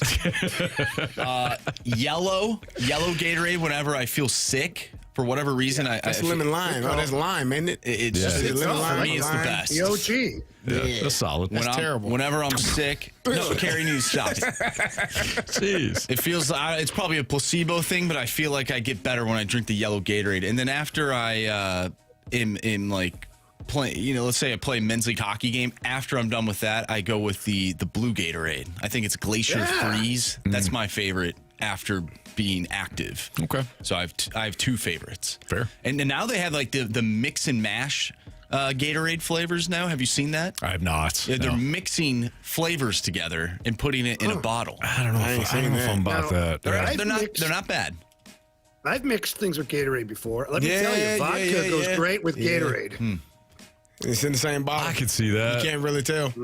I could see You go that. half and half and then just shake up the bottle. You're all set, baby. Get drunk and You're hydrate. welcome. You guys ever have right. UV blue and blue Gatorade? Terrible. Jeez. Question number 4. All right, from the 816. At this point of the offseason, do you think Brendan Donovan will be a St. Louis Cardinal on opening day? If not, where will he be playing? Probably Boston. Have you put in the odds? Where all the former Cardinals go nowadays, isn't it? That's it. I think it's the I only mean, place yeah. allowed to be traded. Yes. That's really funny. Okay, if not Boston, we're just taking the other chalk. Seattle, Sure. San Francisco. Yeah. Yeah. All right. I really think those are still the best options. Of course, it probably won't happen. He'll be a Cardinal. Will be a Cardinal? I don't know. Are you calling it? Sure, why not? just All right, did. there you go. Why not? He'll be a Cardinal. All right, so Carey says Boston. For another- Jamie says another San month. Francisco. I said Seattle. Marsh says St. Louis. We should be covered. Yeah. Probably a White Sox at the end of the day. Hey, apparently there's a lot of people are going A lot there. of people are jumping on the White Sox bandwagon, huh, CD? Sir Anthony Dominguez said, "Show me them socks, baby." Yeah, I don't care about losing. I'm more of a Sir Anthony Stalter guy. Yeah. Anthony has been knighted. Sure. Is that what y'all were I doing would the not other be day? shocked if Jamie's been knighted. Yeah, Really. I wouldn't be shocked at all. Like from the Canadian government, that's kind of a part of. And it started off Me and former ex-player were at a bar. Yeah. And somehow, some way, whoever knights people, I have no idea, but who walked into the said bar. Jamie bought him a round. All of a sudden, Jamie got knighted. I can see it. The next day. That night. That night he got knighted. We're not Now going to you wait guys for got it. me onto something here. Yeah. Got to work on this.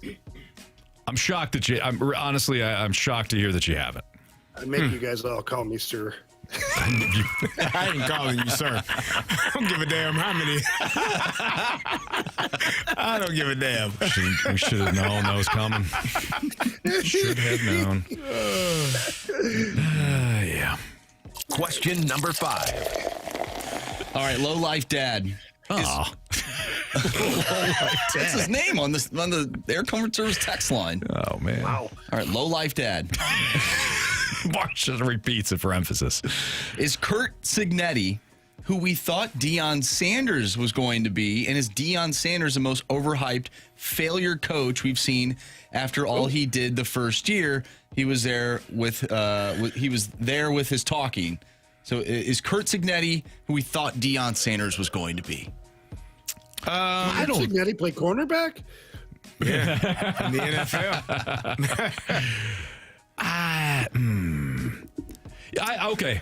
From this standpoint, if we take a step back and we just say a coach that was supposed to, I don't want to say revolutionize, but maybe put the blueprint out in how to win in today's NIL college football age. Yeah, I think that you can draw those two comparisons. Because when Deion first got there, remember, and there was some hype surrounding the Colorado football program the first 2 weeks in. The notion was, he's going to get recruits to go there. Mm-hmm. NIL, he doesn't, he can overcome what a lot of coaches are struggling with, and he's going to win. Where Curt Cignetti came into Indiana, another program that hadn't done a lot of winning over the years, obviously, and he was actually the one to do so. So I can see it. Loose. Tell folks, Google me.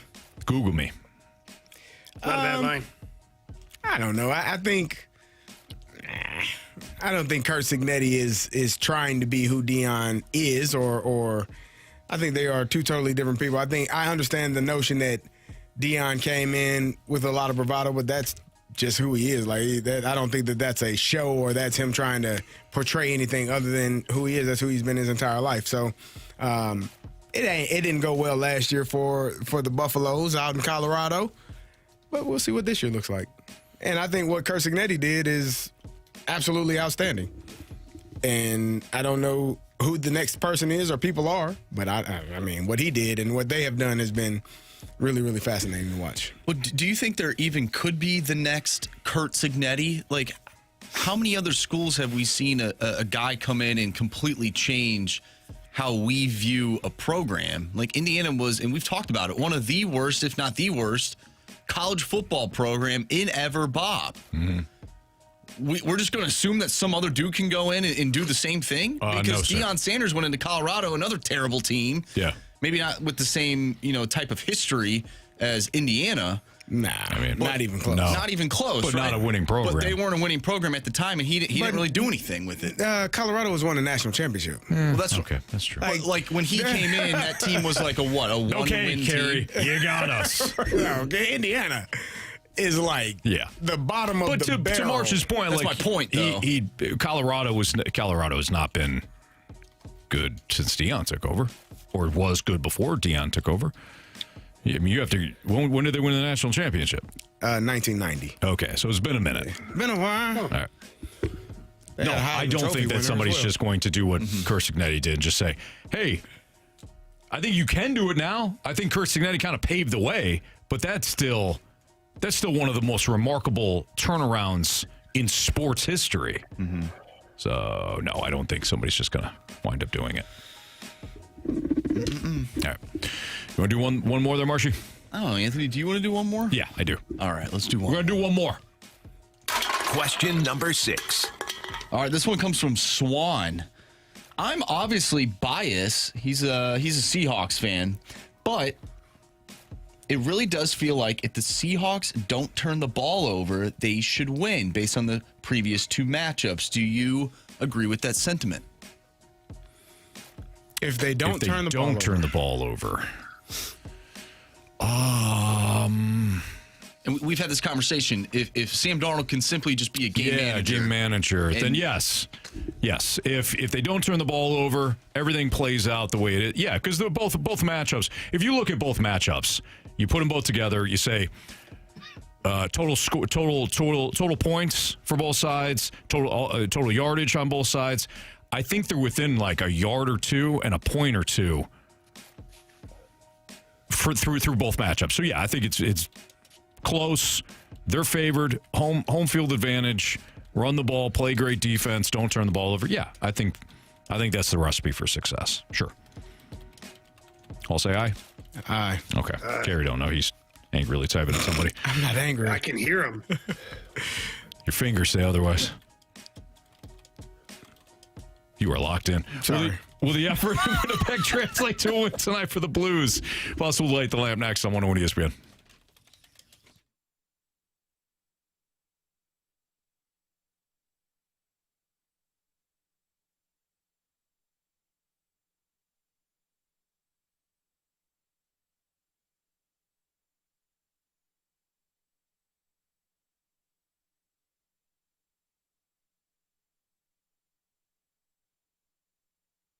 All right, we're talking again about my friends over at Urban Chestnut. They've got Zwickle Light out right now. It is awesome. Not only is it available in cans, it's also available in bottles now. And let me tell you a little something about Zwickle Light. You take those bottles, you ice them up, whether you got a little bucket or maybe just a little cooler, put them on ice, crack that open. Oh, man, does it taste good. What a great beer. And guess what? It's only 95 calories, 3.7 carbs. So it's a very, very light beer, but it doesn't taste like that. It tastes like a real beer, which is what it should be, because that's why our friends over at Urban Chestnut, by the way, all St. Louisans, and they're brewing the beer for other St. Louis people. We got some stuff going on. Zwickle Light going to be giving it away this weekend. Championship Sunday, NFL football, plus Zwickle Light over at Circle 7 in De Pere and Baldwin. Going to be a lot of fun. Watching football, just having a great time. And who wouldn't have a great time with Zwickle Light and all of my friends over at Urban Chestnut. So please get out there, stop by if you can, of course, weather permitting. But if not, get to the store right now. Get you some Zwickle Light before you have to be hunkered in with the snowstorm. No better way to do that. You can also visit urbanchestnut.com for more information regarding all things Urban Chestnut. Keep it light and keep it local.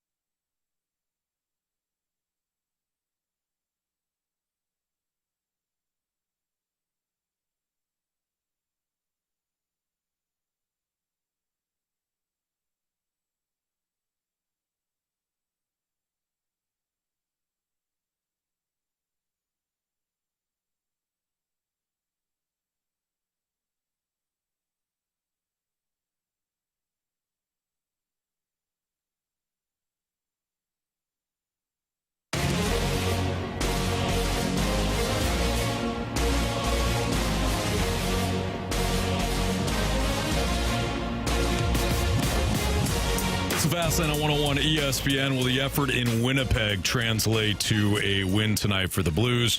And while they did lose 3-1, the effort was there from a 5-on-5 standpoint, where the Blues started to lose ground, of course, was almost right away with the double minor, and things went sideways. Fortunately, they did score on the new look power play, and again, the 5-on-5 was good. So, Jamie, do you think that as the Blues get ready to take on the Dallas Stars tonight, that same effort, save of course for the penalty situation where you're putting your PK unit in a bad spot, will the effort in Winnipeg translate to a win tonight for the Blues? Well, I don't know if it'll translate to a win because, look, you're playing one hell of a Dallas Stars hockey club. But that effort has to become contagious. And I think that this team has to realize that that's what it's going to take night in and night out to compete in the NHL. And that's something they did last year. That last part of the season, they outworked teams. They weren't better as far as talent or systems or any of that stuff. I mean, yeah, do they have more talented players in certain teams? Yeah, of course. But you were beating everybody, and you were outworking them, you were out-hitting them, you were out-blocking them, all of the stuff that takes really no talent to do it. It just takes the willingness to do it and the willingness to do it on a consistent basis. We saw some of that in Winnipeg. We finally saw what I thought to be the closest 60-minute effort that we've seen in a while, and it paid off. I mean, did you win? No, you didn't win. You gave up a couple of power play goals, but it looked more like Blues hockey. Jim Montgomery talked this morning about how they had over 5 minutes of zone time in the offensive zone. They hadn't had that in a while. And you know, that's essential to the Blues wearing down teams. You got to have the puck in the offensive zone, force them to play defense. And you hadn't been doing that. So tonight here in Dallas, I think the strategy has to be the same. Manage the puck well and try to outwork the opponent every single shift. All right. It's like the lamp, gentlemen. Let's go, baby. But a couple of guys can really shoot the puck. Shooter! I must confess you scored first. Well, who was the first person? Breakaway! Shoots! Score! We got hockey to learn. All right, Marsh. What do we got for latest standings? We get it, Anthony. You just want to know, you want everybody to know that you picked up another point the other night. You're at 4 right now. All right. Carey's still at 13. Jamie is at 12, and I'm at 6. Okay. So, Jamie. No, it's Carey. So, Carey is what I said. The hell? Give me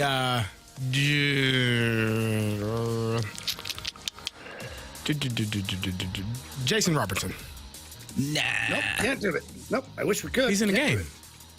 Yep. Carey, apparently you got to choose a Blues player. Why? That's what I've been told. Oh, The rules. Yeah.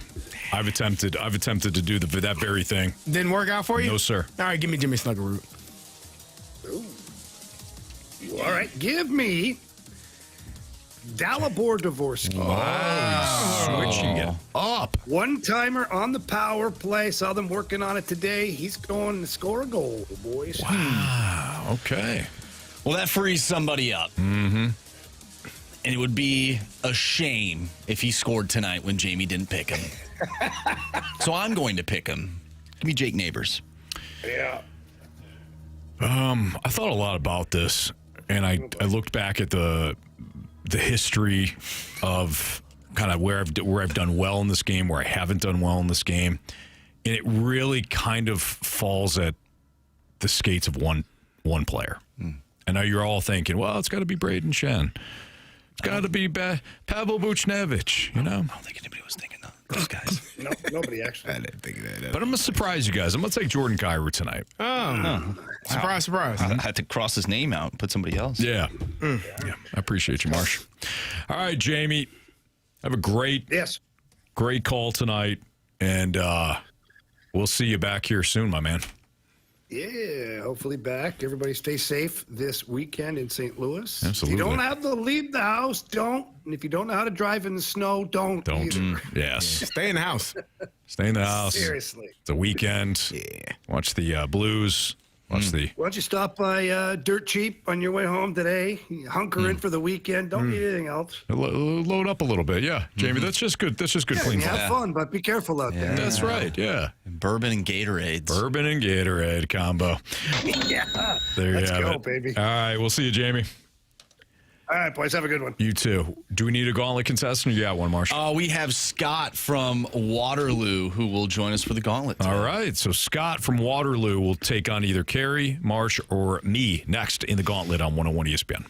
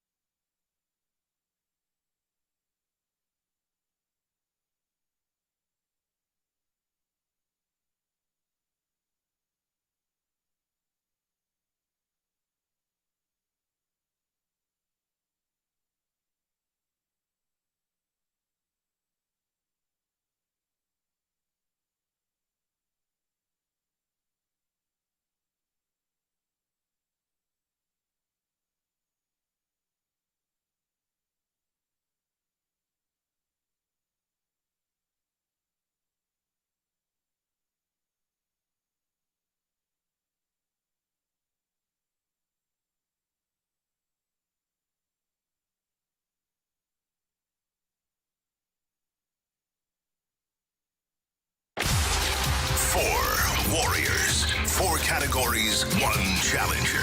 Can you survive the gauntlet? Brought to you by Blue Note Roofing.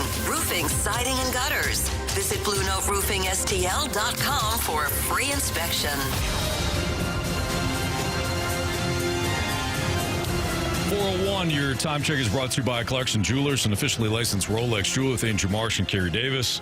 I'm Anthony Stalter. Marsh, we had a little bit of a hiccup when it came to getting our Gauntlet contestant on. Yeah, Scott, it sounded like his daughter was trying to call him at a very important time. It reminds me of when Jamie and his kids are trying to call him while the show's going on. I thought that was pretty ironic.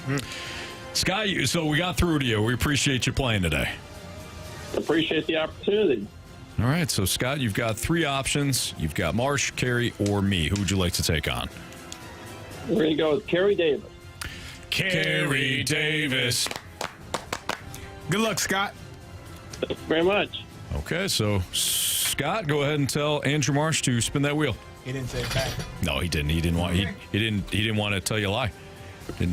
All right, so Carey's into the cone of silence right now, or at least walking that way. Go ahead, right. Scott, tell Marsh to spin that wheel.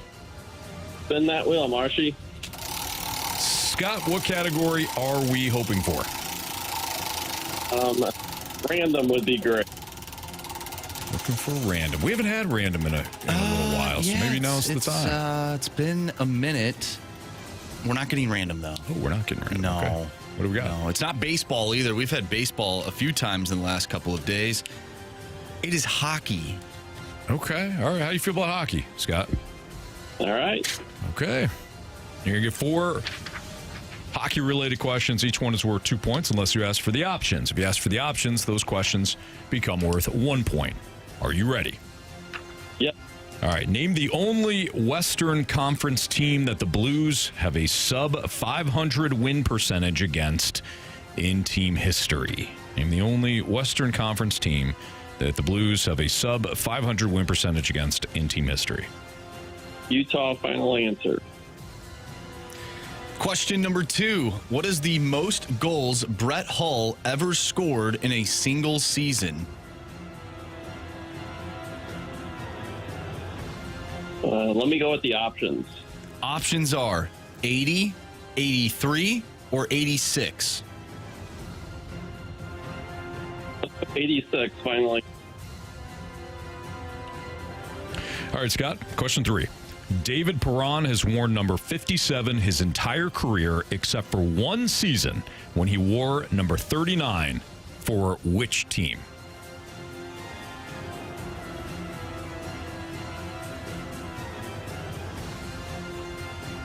Let's go Toronto, final answer.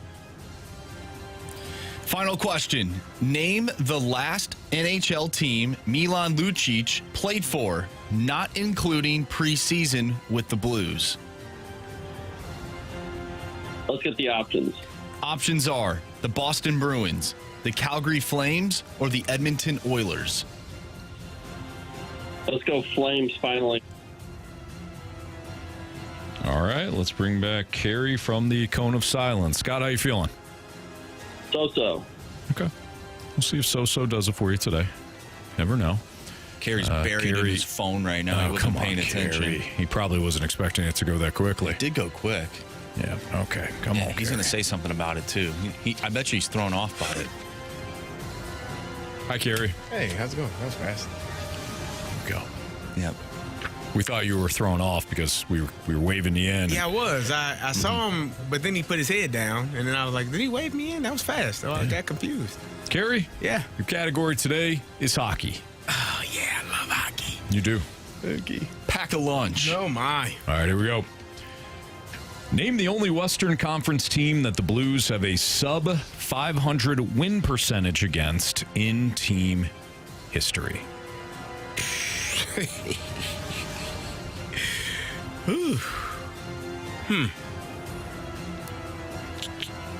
You know what? Give me the options. It's going to be an option day, I see. Colorado Avalanche, Chicago Blackhawks, Utah Mammoth. That would be very intriguing because Utah ain't been around very long. That might be. Give me, I was thinking Colorado to begin with. Then Utah popped in my head. And you named both of them, so I'm going to go with Colorado. Final answer. Question number 2. What is the most goals Brett Hull ever scored in a single season? You want the exact number?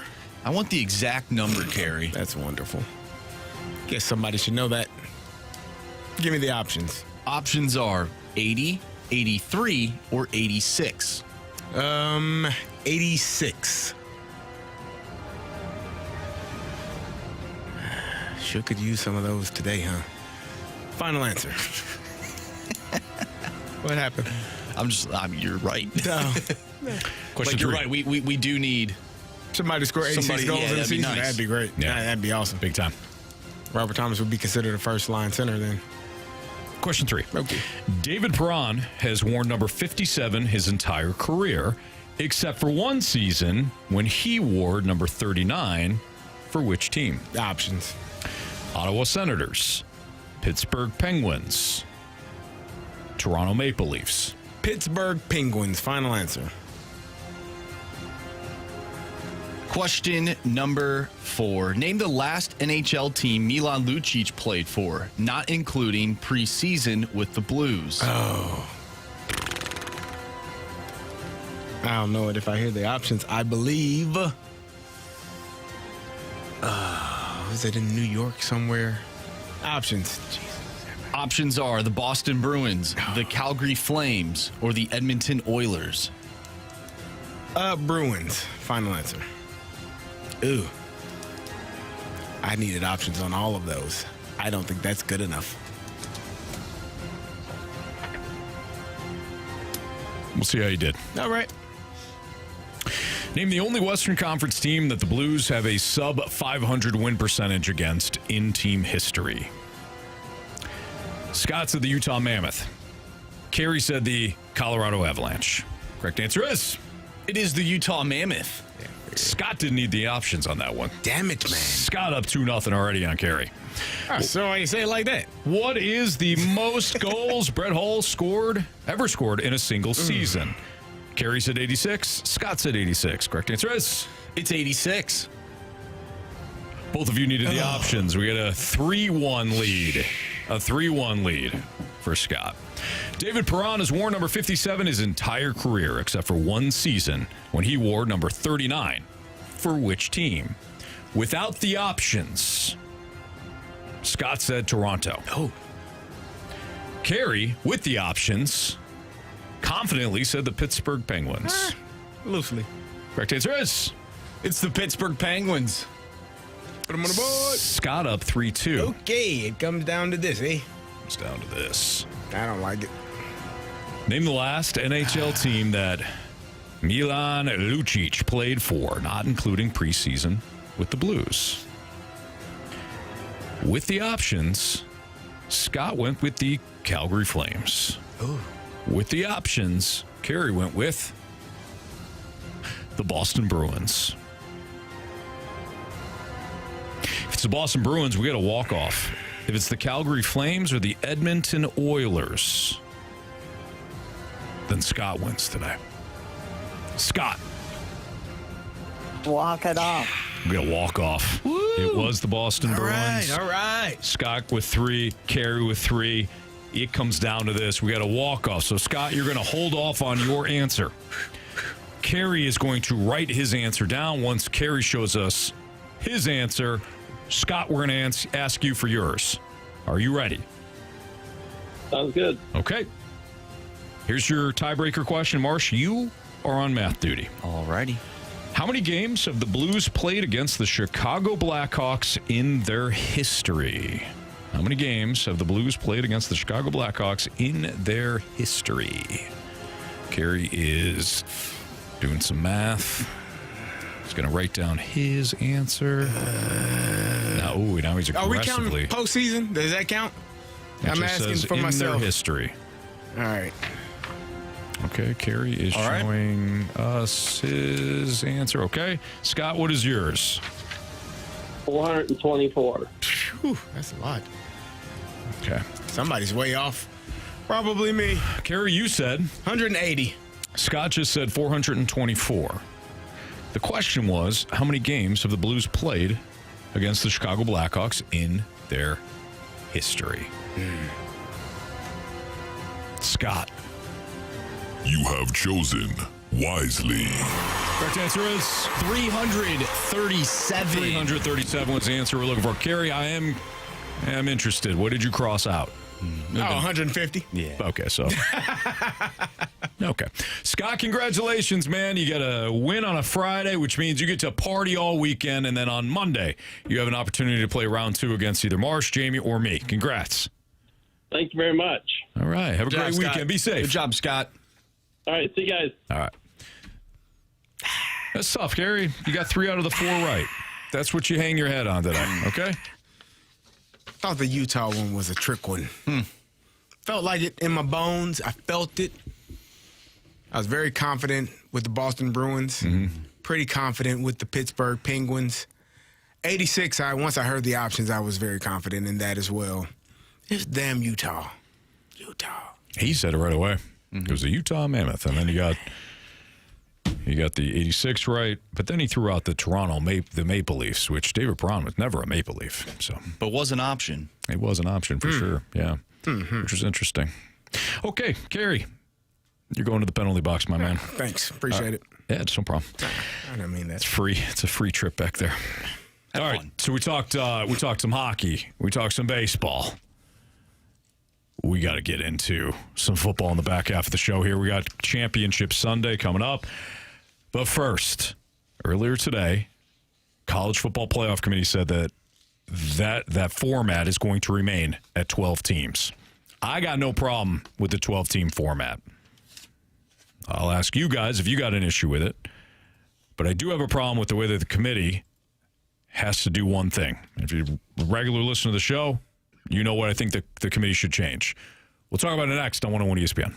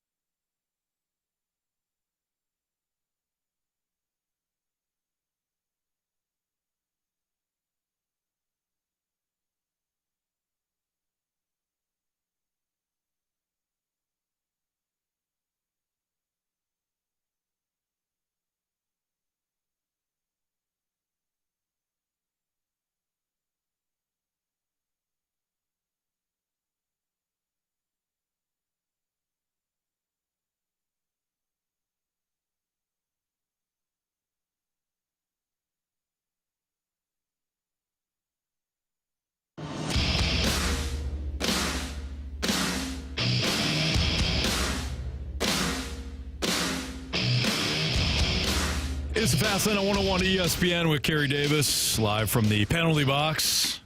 And Andrew Marsh and Anthony Stalter. So earlier today, it was announced that the college football playoff fields will stay with 12 teams. We're just going to talk about that and that alone. I got no real issue with that. Would I like to see it go to 16 at some point? Sure. 24? Seems like a lot, but I'm cool with more playoff football. But for you guys, are you guys upset that it's staying at 12? A little bit. I wish they would have been able to come to an understanding and an agreement to make it at least 16. I would like to see it at 24. I know some people are complaining, but you watch the meaningless bowl games anyways. Most people do. At least give it an opportunity to have something that it means more. I think if you make it 24 teams, you kind of put some of those bowl games into the college football playoff. You can still name them what you want to name them.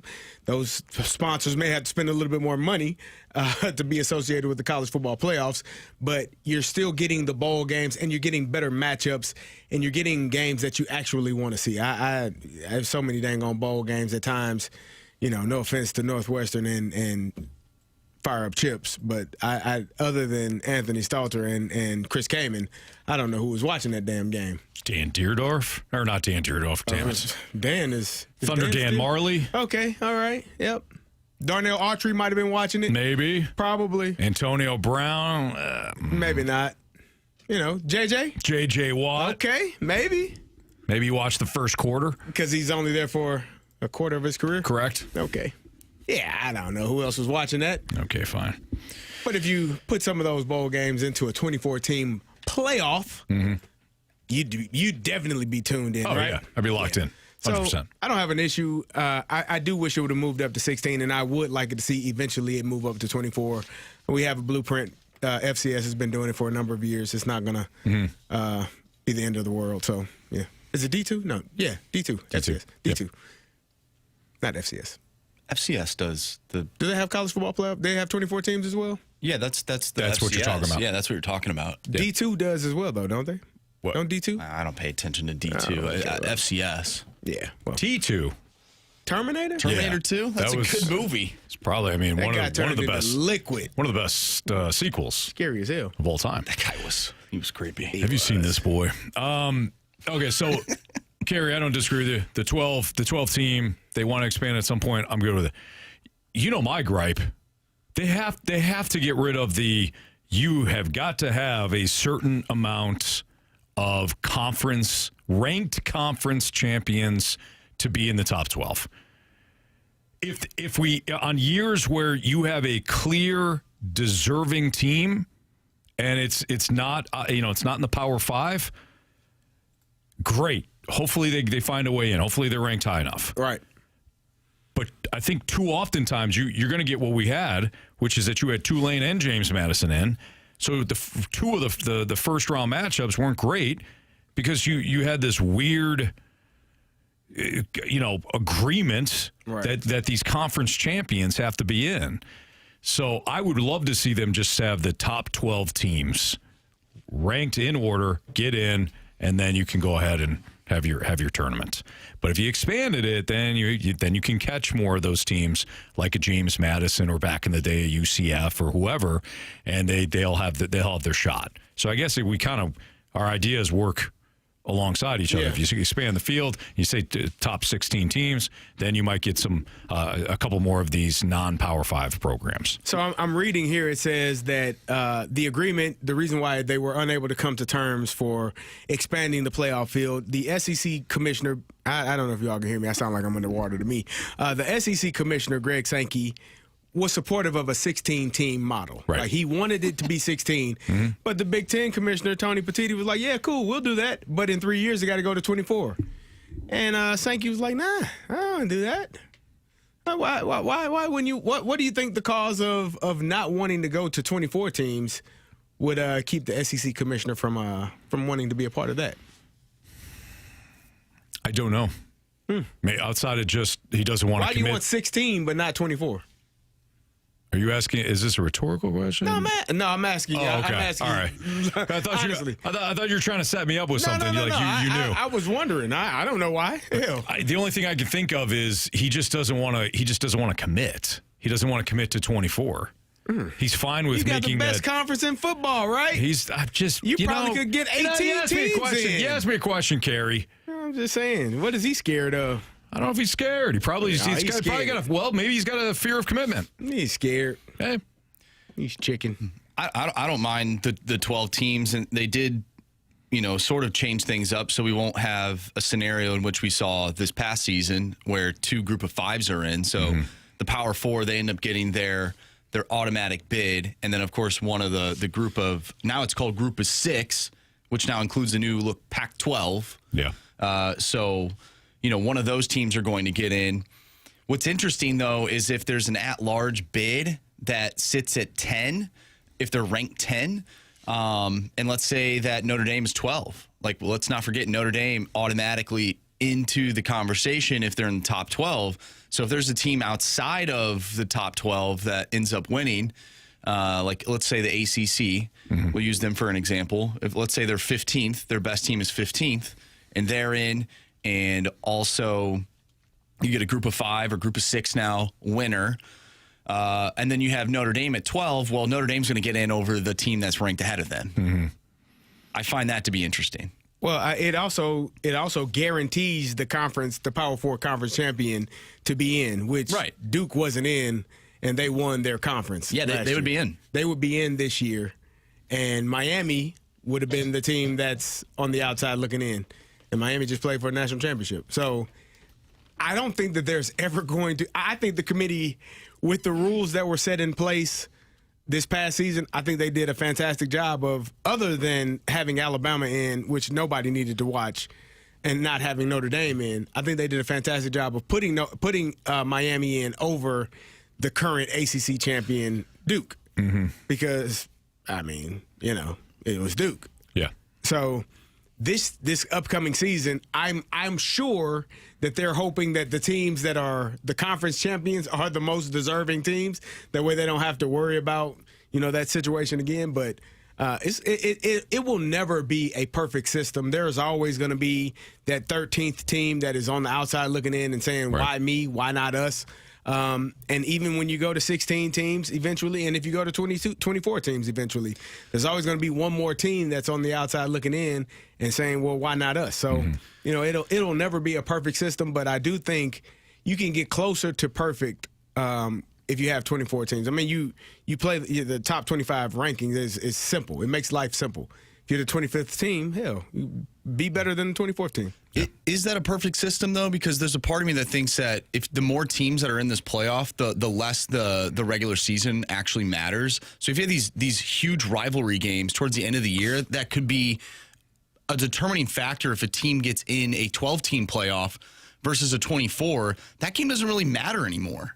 It matters, but it matters less. I don't think there's any way around it. I also think, though, that what you would get is if you do expand it more, Indiana just played 16 games. Right. So if you expand it and a team has to play 18 games, that's a ton. That's an NFL schedule. So for me, I think it'll still end up being 16, 17. Yeah, I would remove. I guess you could have buys. Yeah, I would remove I don't think you necessarily have to play a championship game for, those Power 4 schools. Right. I don't think you do. I agree. I think you can be a conference champion based on, your record in conference. So there you go. So if you eliminated the conference championship title game, that's a lot of money that you're losing out on. But you're don't forget, you're also kicking in more playoff games. Right. More sponsorships there and all that. If you were to do that, then you're jockeying for position in all year long in the conference. So you had an automatic bid if you're number one in your conference, and so you really can't afford to have a week off. And if you take some of those, if you eliminate some of those blood donor games, maybe not all of them, maybe every team gets one. If you eliminate the multiple blood donor games, now you have one less game on your schedule, and you're adding a conference game, or the majority of your games are conference games. I think that could help with your argument about the regular season might mean less. Yeah, I mean, you have two teams, let's say Ohio State and Indiana, they're undefeated. They go into the final playoff ranking. They don't play each other all year. Mm-hmm. That's just how the schedule goes. Oh, who's the better team? Oh, well, I don't know. We'll just go by strength of schedule, I guess. Sure. Or there's a way that we could play this game and figure out who actually is the better team, who should be the Big Ten champion. Yeah. And that's the Big Ten championship game. And then you figure out who the better team is. Indiana was the better team. If we just thought, going into the Big Ten championship, we all thought Ohio State was the better team. Mm-hmm. No, that wasn't the case because Carey didn't. I didn't. Okay. A lot of people did. A lot of people did.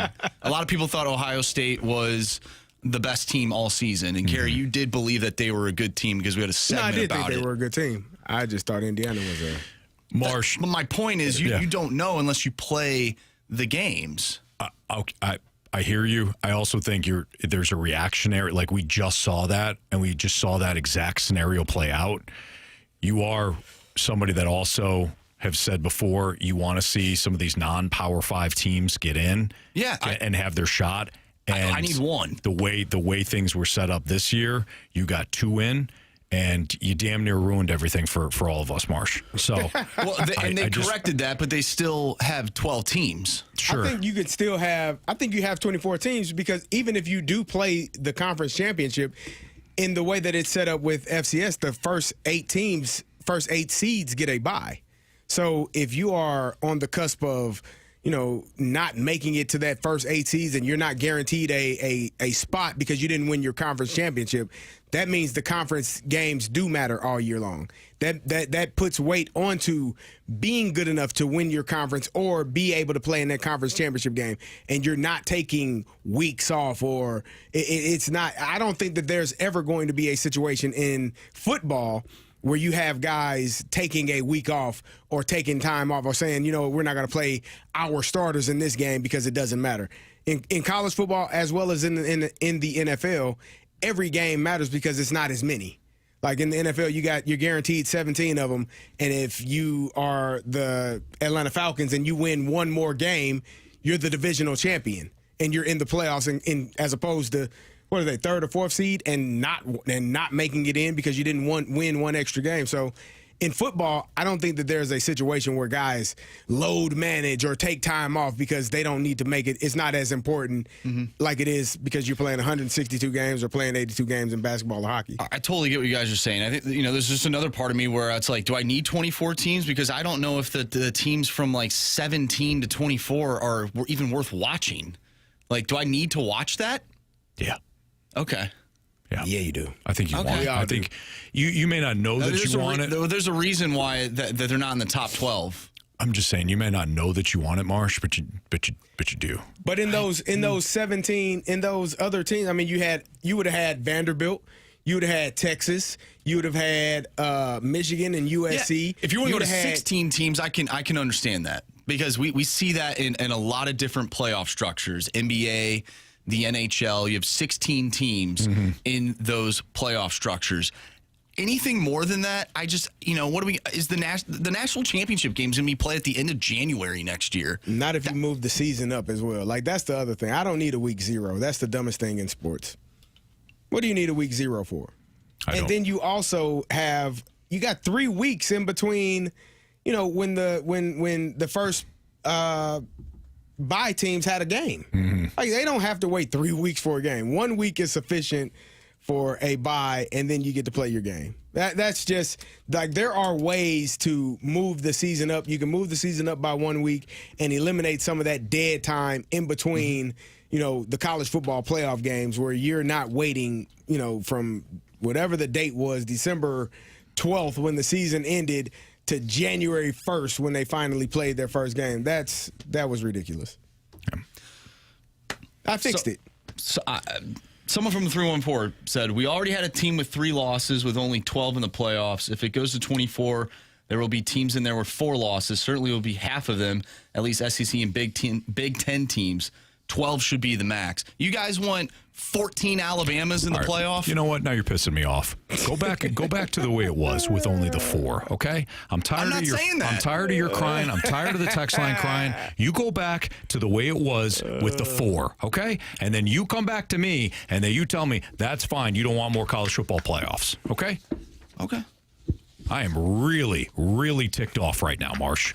Carey and I are working overtime to get to you and all you people more college football playoff games. And this is the thanks that we get. That's ridiculous if you ask me.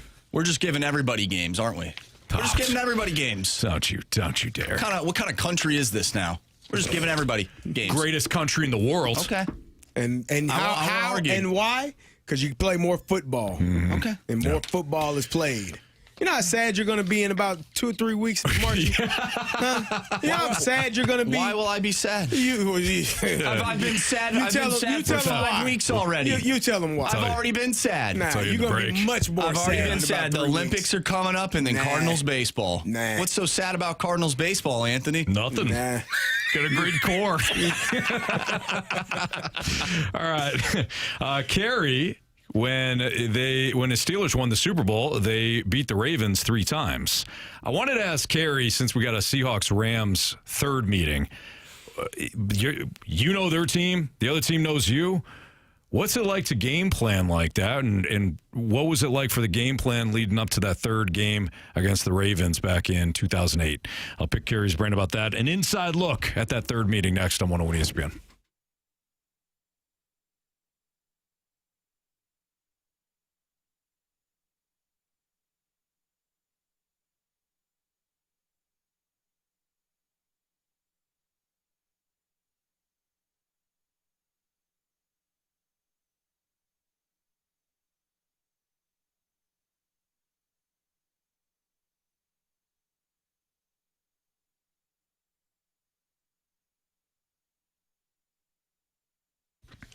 When it comes to Auto Centers Nissan Herculaneum, maybe you're not heading out there this weekend. I get it. They have bad weather and all that, but at least check it out at autocentersnissan.com. If you're in the need for a new ride, check them out. They've got over 1,000 new and used vehicles all in one location. So, again, if this weekend you're not going to be going outside and traveling and all that stuff, totally understand. But if you go to autocentersnissan.com, you can kind of get ahead of the selection that they have. And then when the weather gets a lot better next week, you can take advantage of their 000 Advantage sales event. What that means for you, on select new Nissan models, they have 0 down payment, 0% APR for 60 months, and 0 payments until summer. So check them out online at autocentersnissan.com. You can also peruse what they have in terms of 30-day return promise. Within 30 days, if you're not completely satisfied with the vehicle, you can bring that back for a full refund.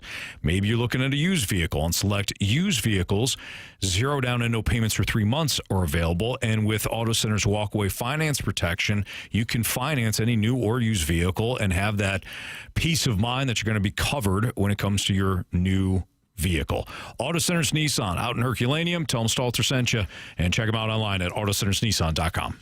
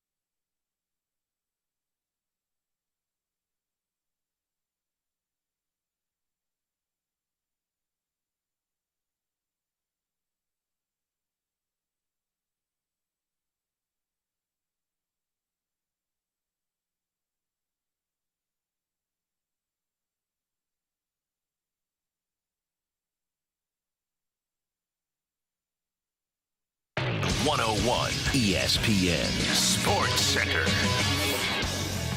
I'm Andrew Marsh. It's time for a Sports Center update brought to you by Saliga Heating and Cooling. The Blues take on the Dallas Stars tonight, and you can listen to that game right here on 101 ESPN. Pregame starts at 6. Puck drop is at 7. If you have missed anything from today's show, make sure you go to 101ESPN.com or check out the free Dobbs Tire and Auto Center's 101 ESPN mobile app.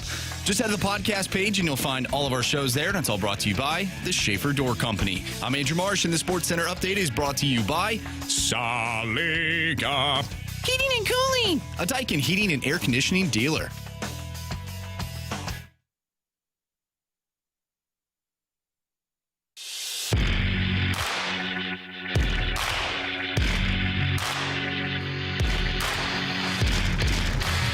In 2008, when our guy Carey Davis was a member of the Pittsburgh Steelers, starting fullback for the Super Bowl champion Steelers, they played the Ravens. You guys played the Ravens in, let's see here, Pittsburgh in late September. You guys won 23-20 in overtime in that late September matchup. When you went to Baltimore in mid-December, you guys won 13-9, and then you guys beat the Ravens in the AFC Championship game 23-14 in Pittsburgh. Yeah.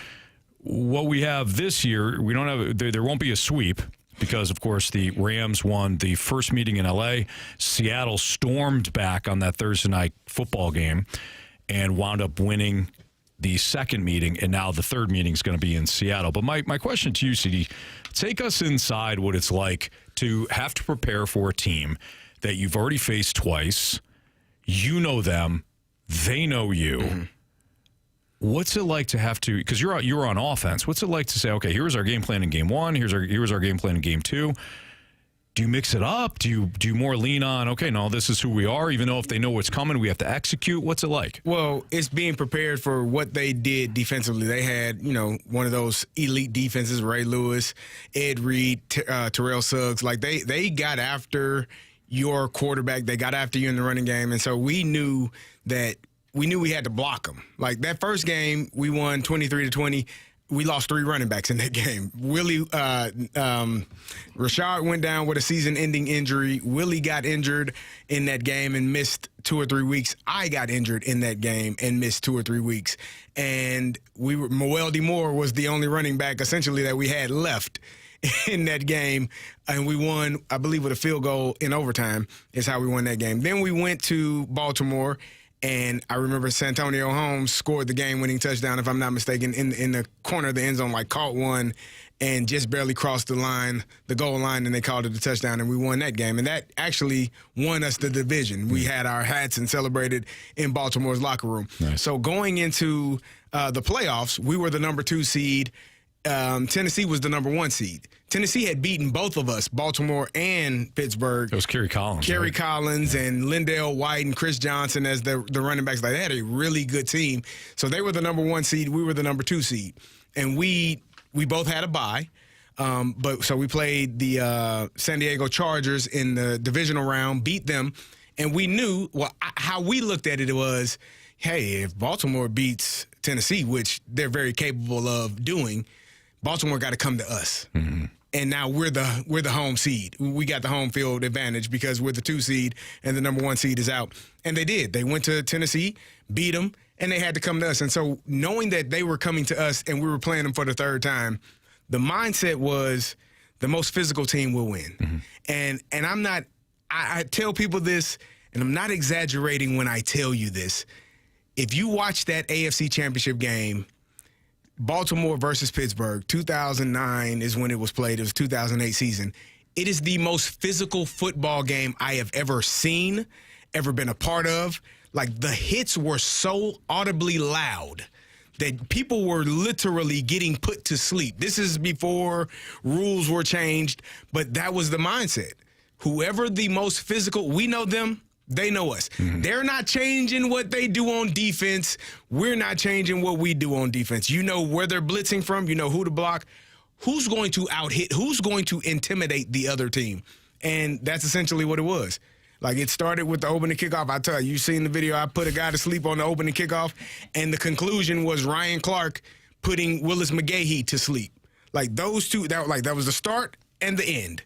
And literally that's how the entire game was in between. Like it was a lot of people getting smoked because it was no longer about, tendencies and scheme and, who can out-scheme. Nah, who's going to be the bigger bully?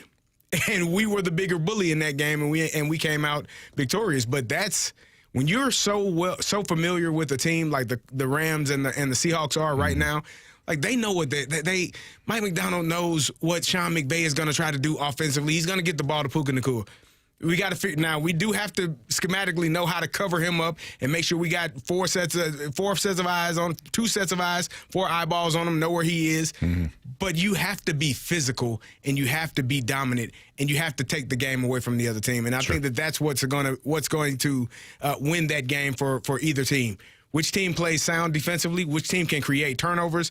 And which team is going to run the ball at the other team and really impose their will on them? And whichever team does that is the team that's going to win. And that's how it was for us. It's interesting because these two teams, it's not like they're not capable of being physical. I would put Seattle more in that physicality standpoint or more physical team because of their defense. But it's not like the Rams won't hit you. So, what you're saying is there's no hidden advantage that you can find. No, I mean when you're playing a division, you can't create something either. You know them. Like teams are who they are. At their core. Mm-hmm. Like if there is who the best players are. You circle those guys. Jared Verse, we got to know where he is. We gotta block him. If we don't block him, hey, good luck, man. Sure. Puka Nacua, you better know where he is on the field. Jackson Smith, okay, yep, circle him because they're trying to get the ball to him as well. Like, who the guys are on the offense and defense. And when you walk into the film room or you walk into the meeting room, those numbers are written up on the board and they're circled. Yeah. Yep, this guy, you got to know where these numbers are. Because if you don't, these guys will kill you. But at the end of the day, you know what pass concepts they're going to run. You know what run scheme they're going to try to run. You know where the blitzes are going to come from. Can you block it? Are you willing to block it? Do you want to do that? If not, you're going to lose. So it's not anything that they're going to break down and say, oh, we're going to change this. Nah, right. You play this team twice a year, every single year. And this is an opportunity to play them a third time. You both have split the games. And I think the Rams were the better team in both of those games. They won the first one. And then the second one, Seattle found a way. It was a 2-point conversion that who the hell knew that scored? Yeah, right. So it was a weird scenario in how that happened. But Seattle found a way to win that second game. But I think the Rams were the most dominant team in both of those games. And I think the Rams are the better team. And so it's going to be intriguing to see what the mindset is, how they go after one another. Seattle watched the film of L.A. and Chicago last week. They had a lot of leakage in their pass pro. A lot of Matthew Stafford got smoked more times than I'm sure he would have liked. More times than Sean McVay. They're going to heat him up. They're going to come after him because now can you fix it? Can you correct what you didn't do last week? Yeah. If not, good luck. Wow, it's going to be fascinating. Yeah, I think it's going to be a really good game. Yeah, I do too. And we're going to look at that game coming up here in a little bit. Marsh, is that where you want to go or you want to go bet the board? What do you think, Anthony? I was thinking bet the board. Yeah. You know what? Because there's a certain somebody that... we got to get to bet the board. Yeah, bet the board next on 101 ESPN.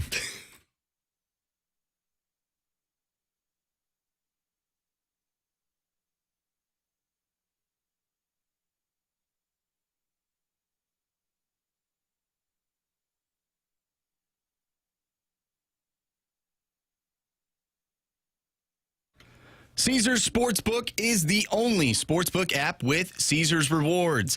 Download the Caesars Sportsbook app now and build the perfect same-game parlay. Bet the game live or try our quick pick parlays that are pre-built just for you. Bet on gridiron action and earn perks on every game, like hotel stays, bonus bets, game tickets, and more. Download the app using promo code radio250BM and get your first bet matched as a bonus bet up to $250, whether you win or lose. Must be 21 plus and physically present in Missouri. Open to new users only. Minimum odds minus 500. Awarded as non-withdrawable bonus bet that expires 14 days after receipt. Bonus bet amount not returned for winning bets. Void where prohibited. See Caesars.com/promos for full terms. Must be 21 or older to gamble. Know when to stop before you start. Gambling problem? Call 1-800-GAMBLER.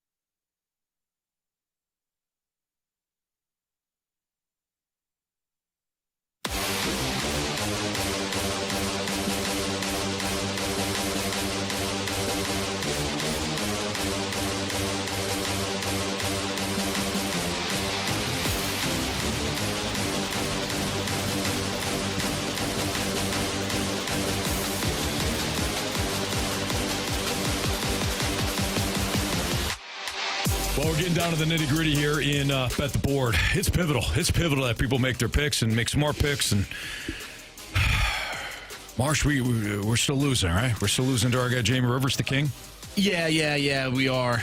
Jamie, 11 points on the month of, or in the month of January. Anthony, you have 7. I have 7, and Carey has 6. Golden State lost last night to my Mavericks. Yeah. Oh, yeah. Man. I mean, I watched the whole thing. Yep. Good for you. That one guy looked good. Cooper Flagg looked awesome. There you go. Yeah, the rookie. And he was passing and stuff to Anthony Davis, and Anthony Davis was injured. And yep. You didn't even know, but you knew. Like, he made. So I saw your face. I go, but he's hurt again, naturally, because it's Anthony Davis. I can't wait till my Mavs get that guy back, you know? Yeah. Anyway, so Jamie texted you, CD. Yeah, he said he would like to have Josh Okogie from the Houston Rockets to score the most points in the game versus Detroit Pistons. Now, Josh is only averaging 5.5, but he thinks at plus 10,000 that it is a solid bet. Who is his other pick? Ryan Kalkbrenner? Ryan Kalkbrenner. Ryan. He didn't do well. He did. He did great. Yep. Oh. But he likes Josh Okogie to at plus 10,000. He said those odds, he can't pass it up. Got to have it. Yeah, I don't blame him. Most points in the game versus the Detroit Pistons. Yeah, I certainly don't blame him.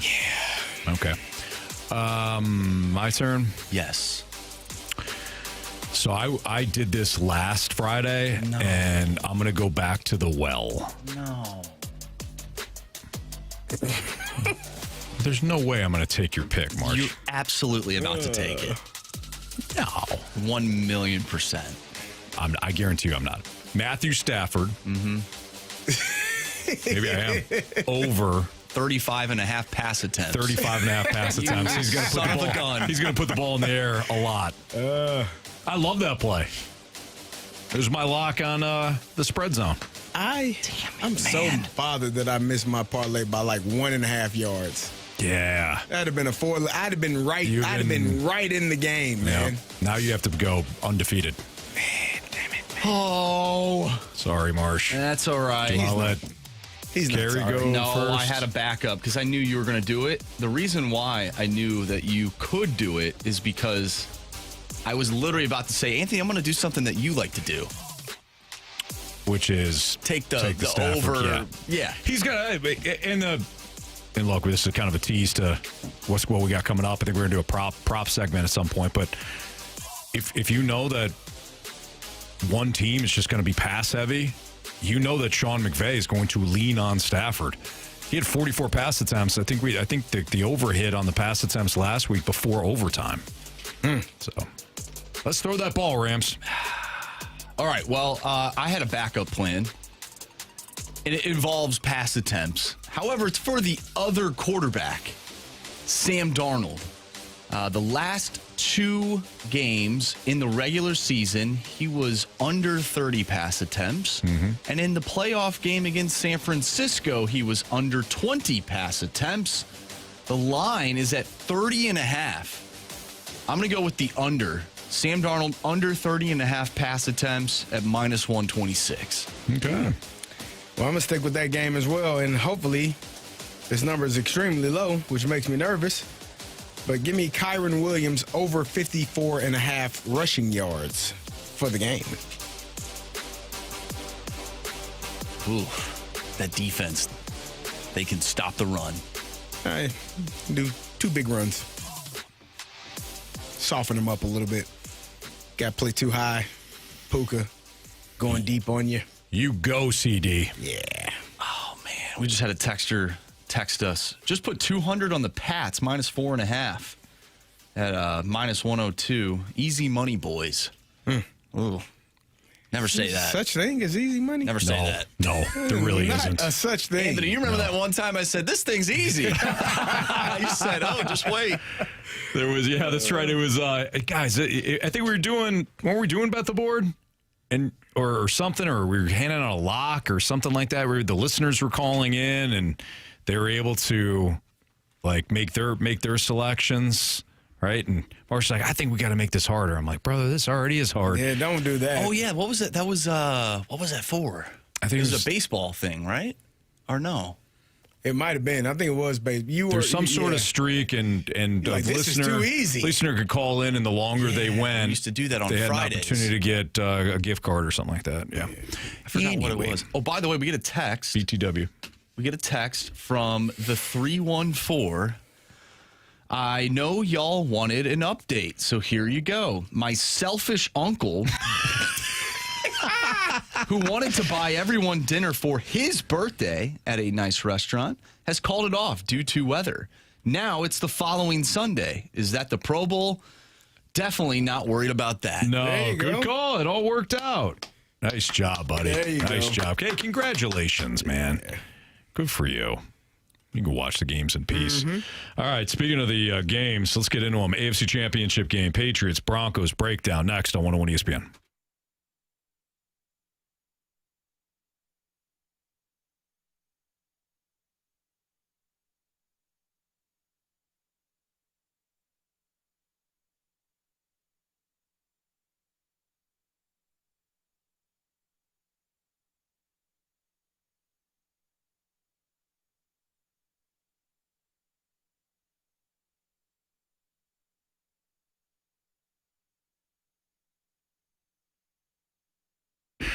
So it's 2026 now, and hopefully you're well on your way when it comes to getting back in shape or accomplishing some of the goals that you had set out for yourself in 2026. But what about your house goals? What's your home goals? You want new doors?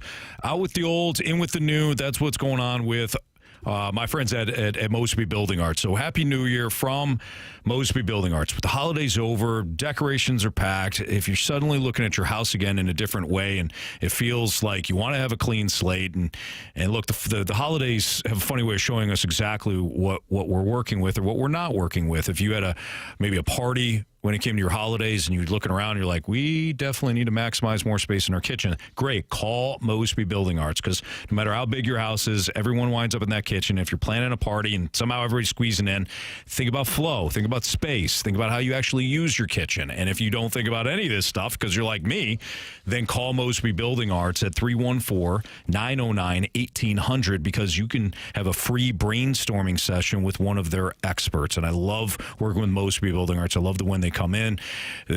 I've talked to various people when it comes to Mosby, and some people really like the fact that they'll lay out a couple of options for you, or you tell them really what you're looking for, and they can kind of build whatever is aesthetically pleasing to you based on what they know, and their knowledge is rich and deep. Trust me on this. So check them out. Callmosby.com is where you can look at stuff for inspiration. But again, give them a call, 314-909-1800. It's Call Mosby. Tell them Stalter sent you. New year, new aesthetic, new you, new home refresh. Mosby Building Arts.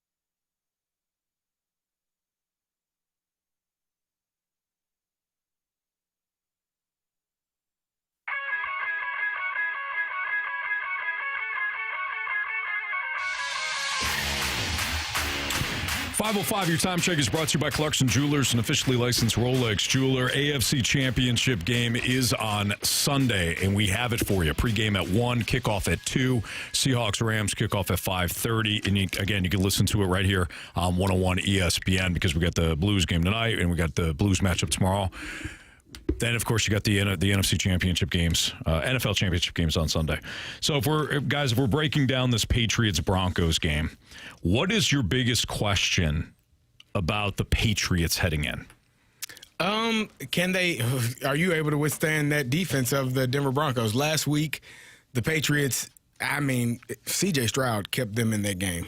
Like, the Patriots should have probably gotten taken care of because that Houston Texans defense was so outstanding. Are you able to withstand some of the things that the Broncos are going to do to you defensively? Sure. Bringing blitzes, getting after you with 4. And Drake May, he threw for 179 yards and 3 touchdowns. He did have the one fumble where they were able to recover it down by their own goal line, which could have been catastrophic. And he did also throw an interception. So for me, just how well do the Patriots take care of the football and manage that defense? It's really that defense that has to get after them if the Broncos are going to win. Marsh, your question with the Patriots? Yeah, pretty much the same thing in terms of Drake May. You know, we threw some of the numbers out earlier this week in terms of him versus the 2 good defenses that he's played so far. So far in the playoffs.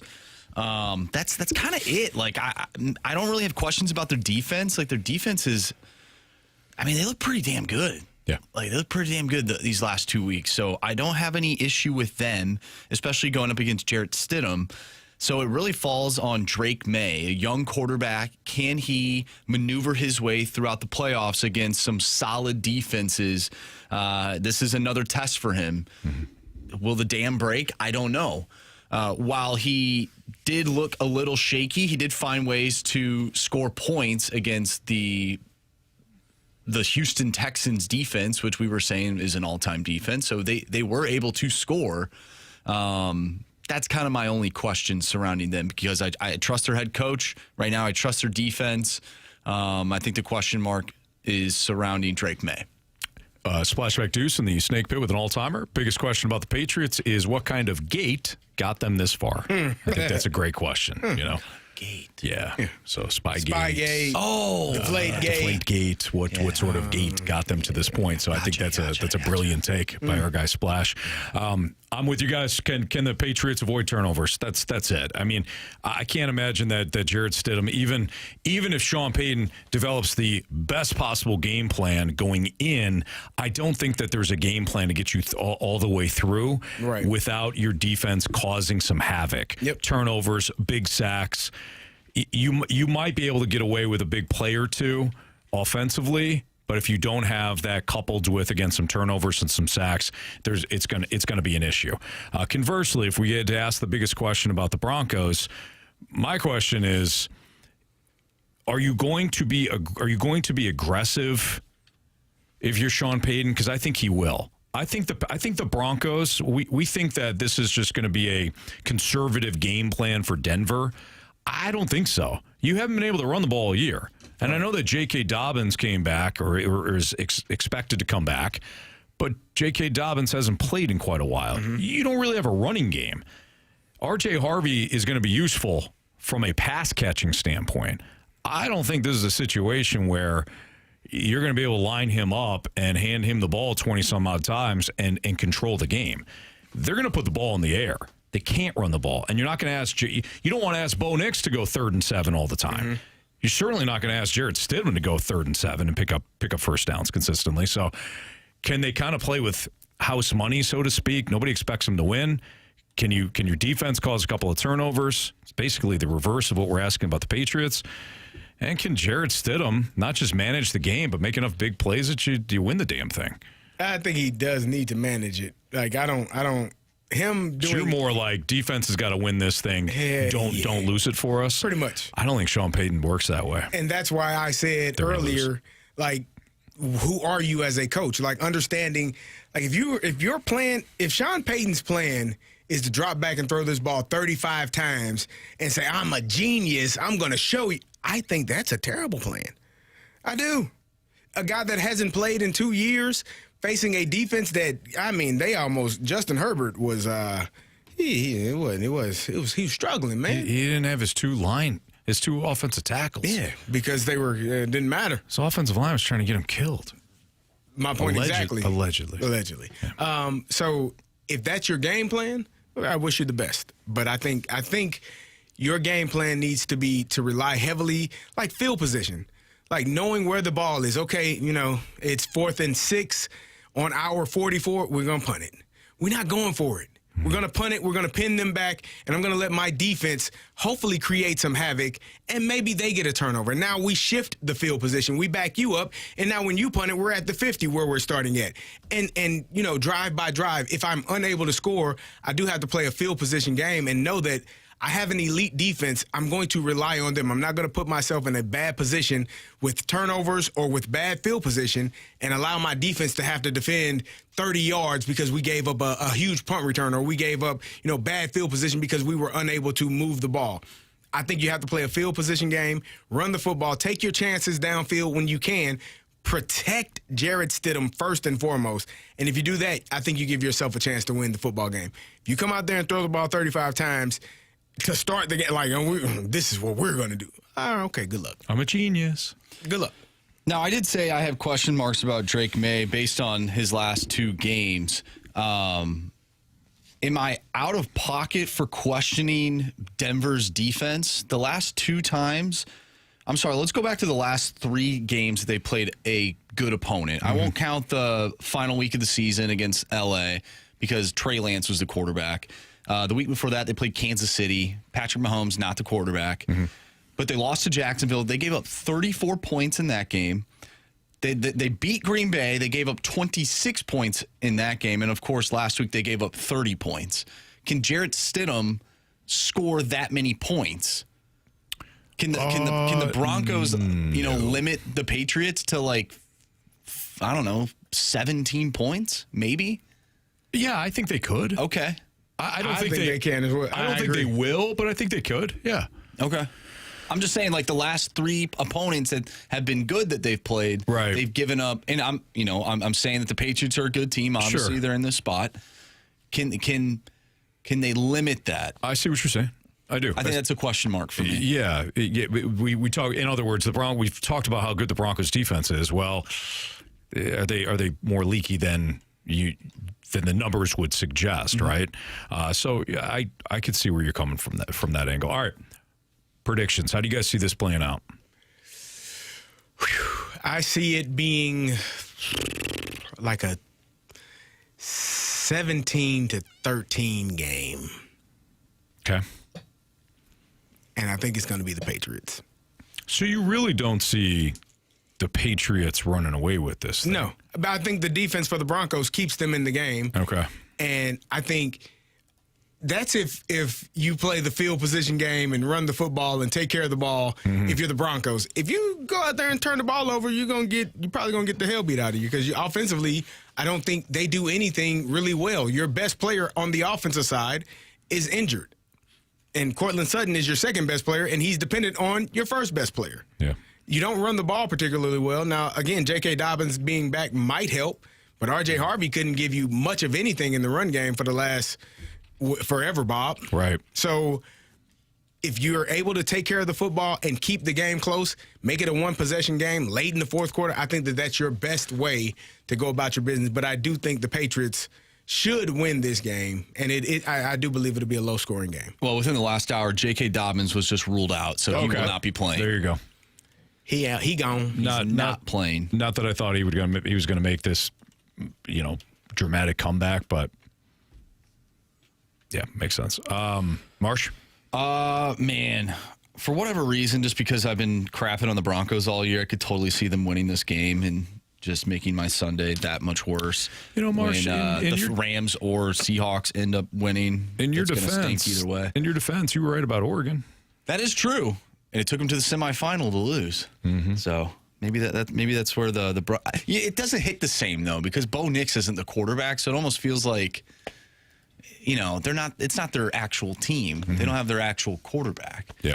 But I'm going to go with the Patriots in this one. I do think it'll be somewhat close throughout the entire game, and I think the Patriots pull away late. I'm going to go 24-10. So I think it could be a 7-point game up until the fourth quarter. Patriots get a touchdown late, and that's all she wrote. I am with CD. I think it's a low-scoring game. I think that Denver has a lead at halftime. I think New England comes out conservative. They're the team that's on the road. They're the team facing a backup quarterback who hasn't played in 2 years. They're the team with the defensive-minded head coach. They're the everything points to let's run the ball, let's protect it, let's not try to ask our passing game to have to win it for us because we don't have to. We can lean on the defense. All the script, the same script as Denver. And I think Denver comes out like a bat out of hell, and I think they surprise. They have a lead at halftime. And then the talent, that game plan falls apart in the second half. Drake May starts to throw the ball a little bit more in the second half. New England comes away with this thing 2017. 2017. Wow. Not far off. Denver covers, under hits. Okay. And Marsh, you would be Denver covers, over hits. What did you say the score would be? 7. You said 24-20. No, I said 24-10. Oh, 24-10. 24-10. And I said where was I? 13. I heard you say 24, but I just 24-10. Right. I had it at 17-10, about a touchdown away from tying the game. But the Patriots ultimately get that extra score that puts them up 2 scores. My apologies. New England and the under. So we all have the under. That's correct. You have Denver covering. Yes. Denver's plus 4.5. You got them losing by 4. Okay. NFC Championship game. The third installment. Rams, Seahawks. We'll get to that next on 101 ESPN.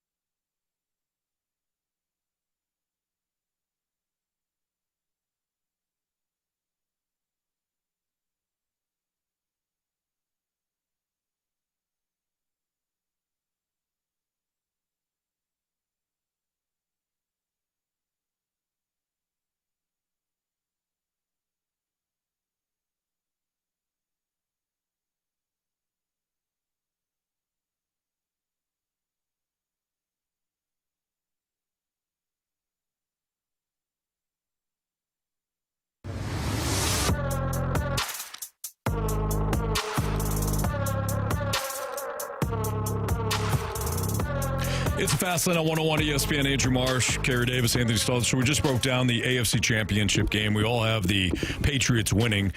Marsh is the only one that has the Patriots winning by more than 2 scores, though. Carey and I are more in line of low scoring. Broncos will hang, but eventually succumb. I do think Denver has a lead at halftime, though. I think this thing is surprising out of the gates, but then Denver up 13-10 at halftime. Better team with their quarterback wins. I mean, I don't think I'm stretching. Well, hold on a second. I do have a close game. It's just late.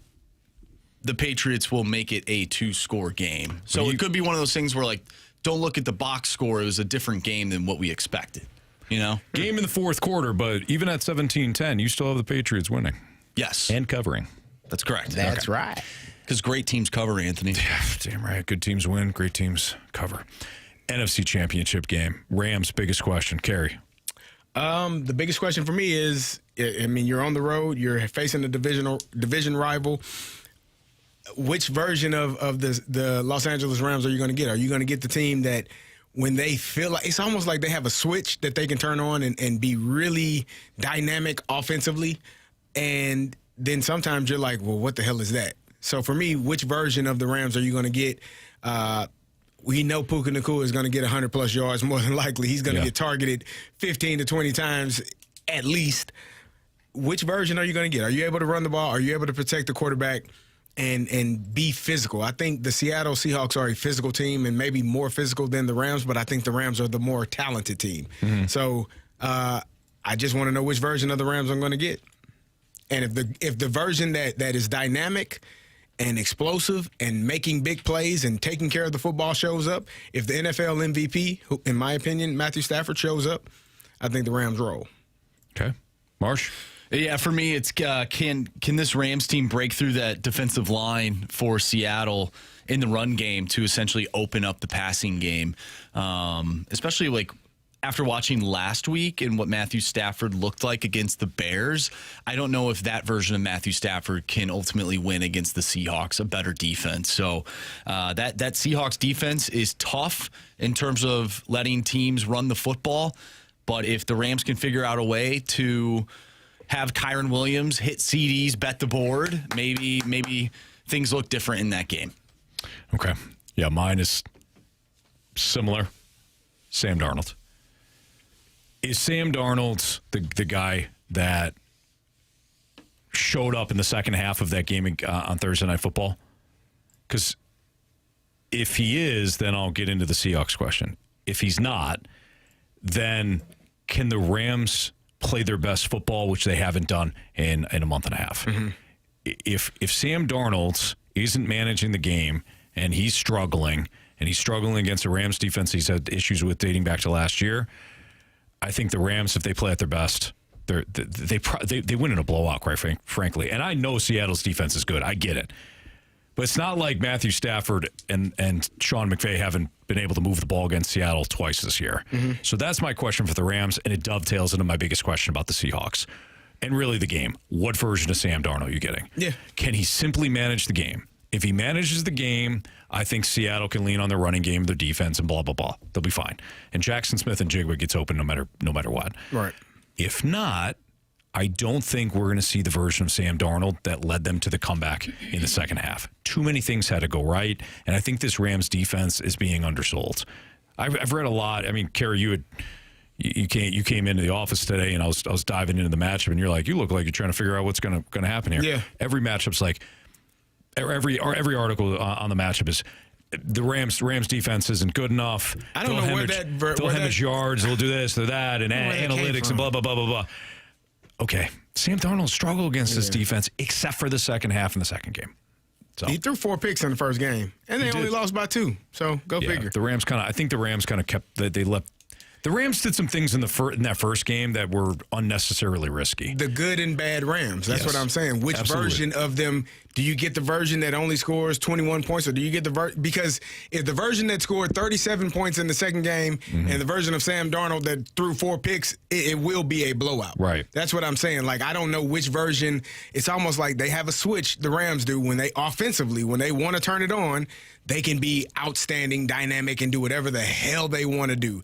And then sometimes they're like, we're bored. I don't really want to do it. Yeah. I don't know which version is going to show up, but I know that they can score points on the Seattle Seahawks. I know that they can run the ball on the Seahawks. I know that they can be stout defensively against the Seahawks, but can they put it all together for one game versus the Seahawks is the question.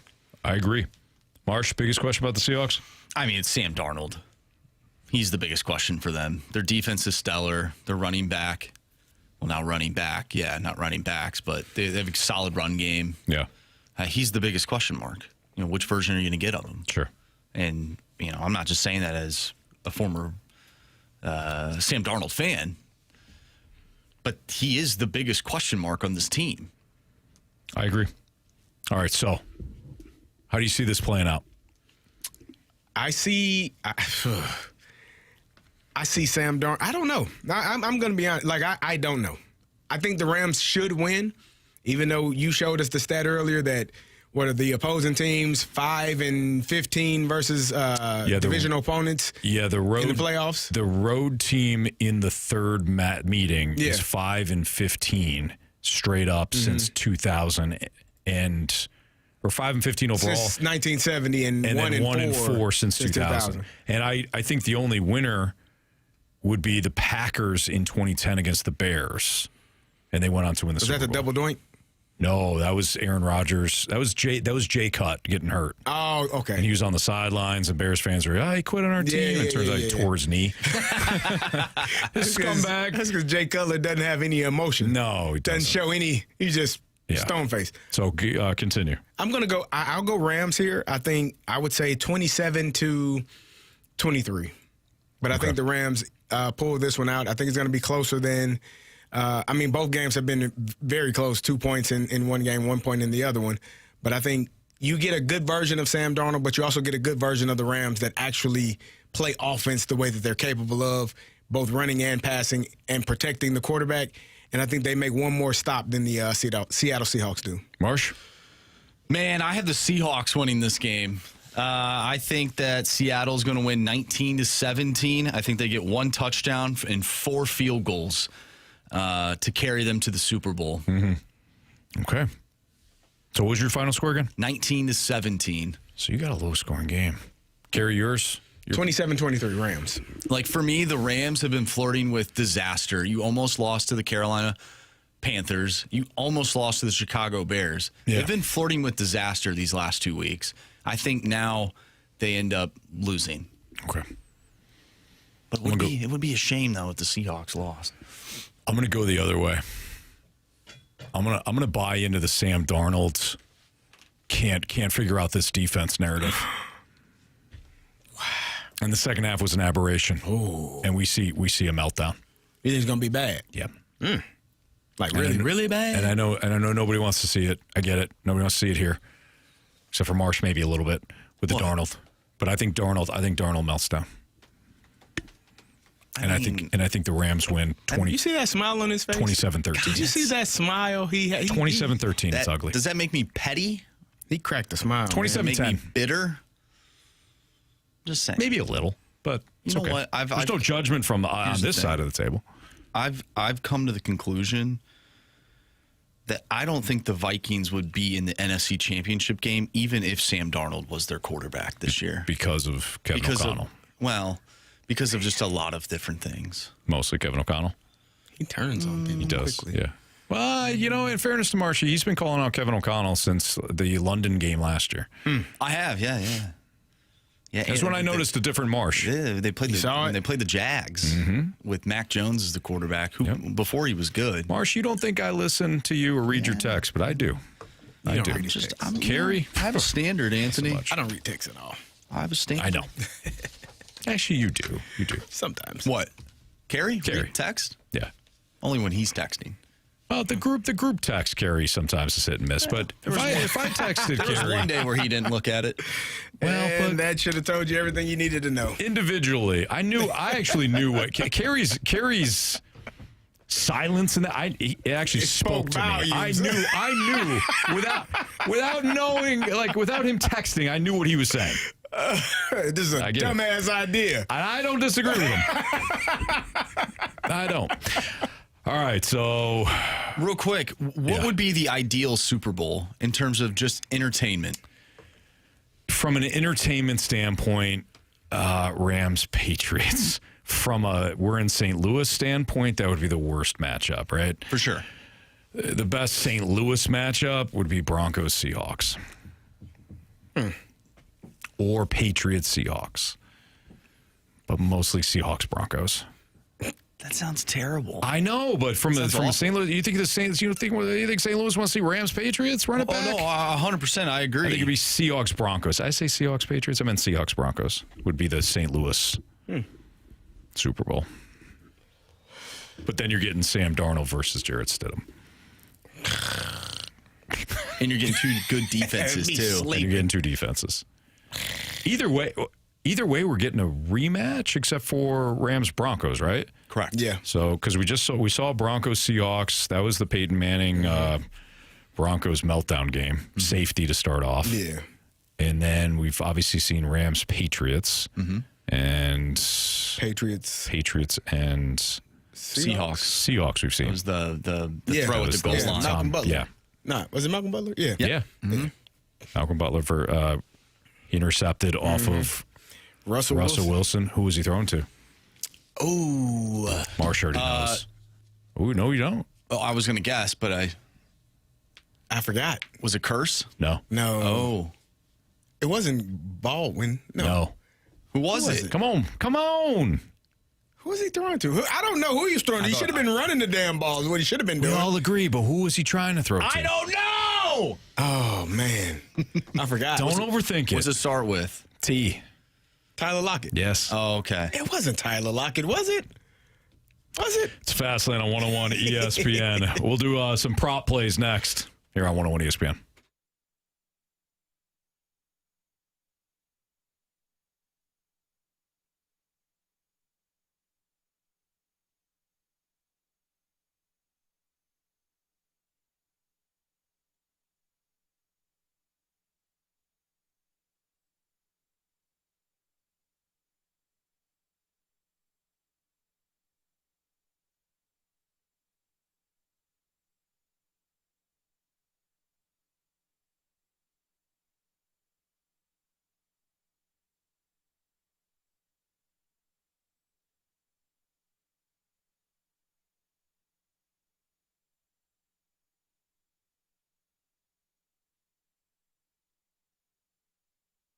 Caesars Sportsbook is the only sportsbook app with Caesars rewards. Download the Caesars Sportsbook app now and build the perfect same-game parlay. Bet the game live or try our quick pick parlays that are pre-built just for you. Bet on gridiron action and earn perks on every game, like hotel stays, bonus bets, game tickets, and more. Download the app using promo code RADIO250BM and get your first bet matched as a bonus bet up to $250, whether you win or lose. Must be 21 plus and physically present in Missouri. Open to new users only. Minimum odds minus 500. Awarded as non-withdrawable bonus bet that expires 14 days after receipt. Bonus bet amount not returned for winning bets. Void where prohibited. See Caesars.com/promos for full terms. Must be 21 or older to gamble. Know when to stop before you start. Gambling problem? Just call 1-800-GAMBLER.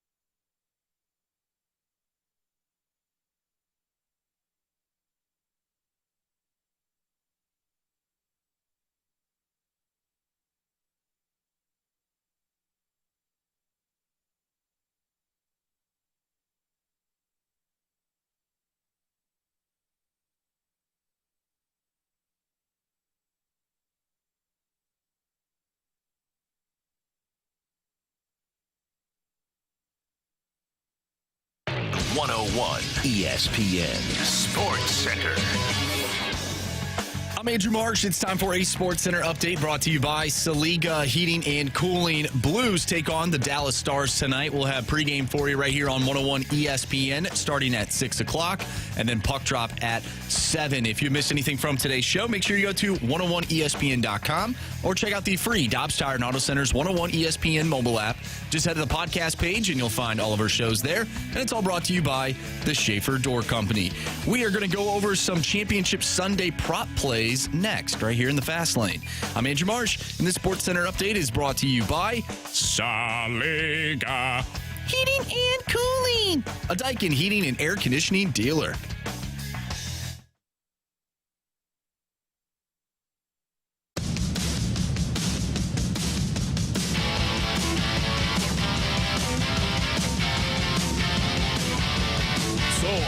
I was wrong. As a lot of texters were texting in, or several of them, it wasn't Tyler Lockett that Russell Wilson was throwing to. It was Ricardo Lockett. Yeah. I just remember the Lockett being on the back of the jersey and thinking it was Tyler Lockett. No, different. It might have been different spelling, too, because Tyler Lockett, I don't think is the E at the end, right? I believe so. I don't think so. Ricardo Lockett. Yeah. Son of a gun. How about that? Nice job there to the listeners for texting that in. All right, so as Marsh just noted, we're going to do some prop plays. If you're looking at some of the prop plays based on how you guys think the games are going to go, which way are you leaning? Well, I had my one is Kyron Williams over 54.5 rushing yards. I really like that one. I was looking into the receiving props for Puka Nacua. It just makes me. It's it can get a little high over there. He's at 8+ receptions and minus 119. Like I think they're going to throw it to him 15 times at least. Like. Because who the hell else is Matthew Stafford going to throw the ball to? Right. Other than Puka Nacua, he's like the only receiver I think he thinks he has. But I might go 7.5, over 7.5. I probably would take that. Because if the Rams are going to win, they're going to have to feed him that football, and he's going to have to be an impact, a difference maker, which he definitely is. So I would take Kyron Williams over in rushing yards at 54.5. I would definitely take Puka over in receiving receptions at 7.5. Okay. So one prop that I love, it's on game specials, and it's each team to score 1+ touchdown and 1 field goal in each half. So I'm more so looking at the Seattle and the Rams game. Now the score that I have, that does not favor the prop that I'm presenting. Okay. But I really do like this one with the odds at plus 1,200. Oh, you're going. Plus 1,200. You get just 1 touchdown from each team in each half and then 1 field goal. Okay, 1 touchdown from each team? From each team. And 1 field goal from each team. In each half. That's plus 1,200? Plus 1,200. Oh, in each half. In each half. Wow. Okay. You're right. It doesn't work with the score, but it doesn't work with my score that I presented, but it is something fun that that means they're scoring on. You can probably get 4 drives in each half, roughly, depending on how well or poorly you do. Yeah, it means you're scoring points on 2 of those 4 drives. Again, doesn't fit with the game script, but it is fun. It is fun, and when you say especially game with the script, odds. you're not talking about. I'm not talking about the NFL already gave the players and the coaches that they have to follow. You're not talking about the Super Bowl logo lining up. That's a reverse logo. So let me just let everybody know, and people probably already know that the Super Bowl logos have kind of been lining up, right, with the teams at play. And there was a couple years ago where San Francisco took on Kansas City. It was purple in the logo for Vegas. However, some people, they were putting one of Taylor Swift's albums on there. It was like a purple album, so they counted that. This year, though, the NFL, they're sneaky, right? They put a bunch of different colors in this year's Super Bowl logo, but if you get the invert logo, you invert those colors, they're navy, orange, and green, which sets up for the Broncos to take on the Seahawks, which would be terrible. Now, why would you? What's the invert? How do you invert? Yeah, how do you invert a color? Is it the opposite? Turn it inside out? How do you turn a color inside out? I don't know the science. What does that mean? You just click a couple buttons on like Photoshop and it just does it for you. Does it? Yeah. Okay, got it. I had mentioned this before. Not necessarily it's a game prop, I guess. It's not even a game prop. I like the Broncos in the first half. I think at plus 130, the Broncos just to merely have a lead at halftime, and if it's a tie game, then it's a push. But plus 130, I like that one. The one I love is the one that I handed out earlier for Bet the Board. I think that Matthew Stafford is going to be asked to put the ball in the air a lot. And if it means nothing coming from me, and you like Marshy much better than me, I get it. Marsh also loved this. And if he gave his Bet the Board before I did, he would have also taken this. Matthew Stafford over 35.5 pass attempts. I think he's going to put the ball in the air a ton. Like CD, I looked at some of the other, like Puka Nacua and Jackson Smith and Jigba prop plays. It's steep. If I'm going to do anything, I'm going to do 8 or more receptions for Puka Nacua. Okay. I think that number is a little bit more reasonable than the 93-plus yards that we need. Because I could see him there's if I think Matthew Stafford's going to put the ball in the air a lot, and I do, I can see him constantly peppering Nacua. He may finish with 8 catches for 88 yards, and I lose out on the yardage, but I nail that reception. Mm-hmm. I also think that Jackson Smith and Jigba, who's one of the only threats for Seattle, I know Cooper Kupp is there, I know A.J. Barner is there, but if Sam Darnold, when he puts the ball in the air, it's going to be Jackson Smith and Jigba. Correct. So I like him to have 7 or more receptions at minus 122. I like it. I don't have a problem with that.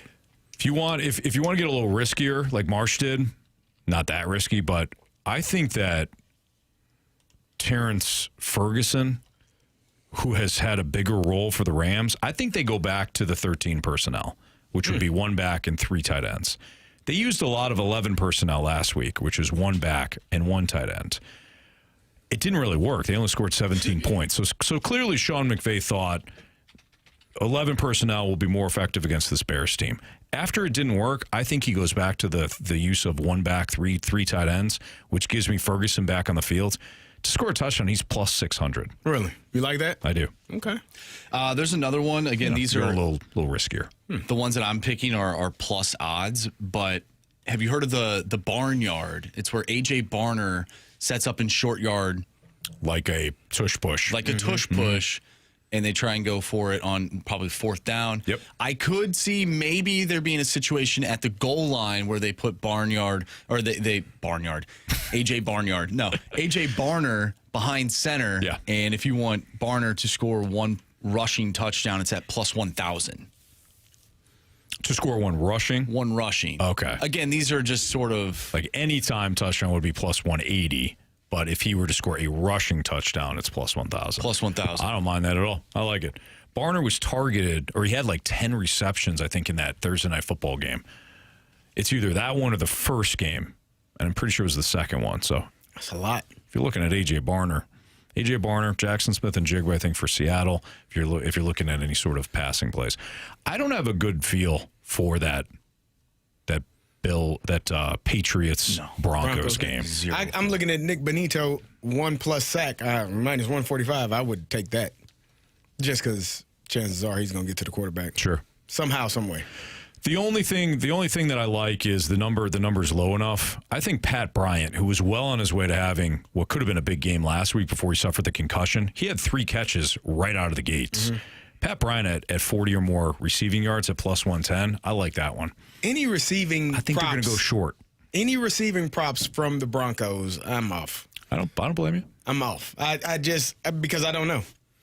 Jared Stidham, and granted, he's an NFL player, but you ain't played in a couple of years. You're playing a defense that I think they're going to try to heat you up, especially early in the game. Make you very uncomfortable in the pocket, make life difficult, bring a lot of looks, maybe walk 8 guys up and drop 3 of them. Like you're not going, and you have people in passing lanes. You're like, where the hell did he come from? Yeah. They ain't played in 2 years, Coach. Why are they doing that? Because you ain't played in 2 years, son. Yeah. So I think it's going to be a lot of exotic looks that make him very uncomfortable. And I wouldn't be surprised if you see it may take him a quarter and a half but by that time it might be too late. Okay. So it's going to be interesting to see what the mindset is for the Patriots. I think they're going to heat him up, and I think they're going to show some looks where they look like they're going to bring it and then back out, and he's going to be kind of in awe. So I like it. All right. Gonna be fun. Should be a good one. So Sunday, Broncos Patriots pregame at 1, kickoff at 2. Seahawks Rams kickoff at 5:30. We have all the games, both games, I should say, right here on 101 ESPN. We'll wrap up the show next.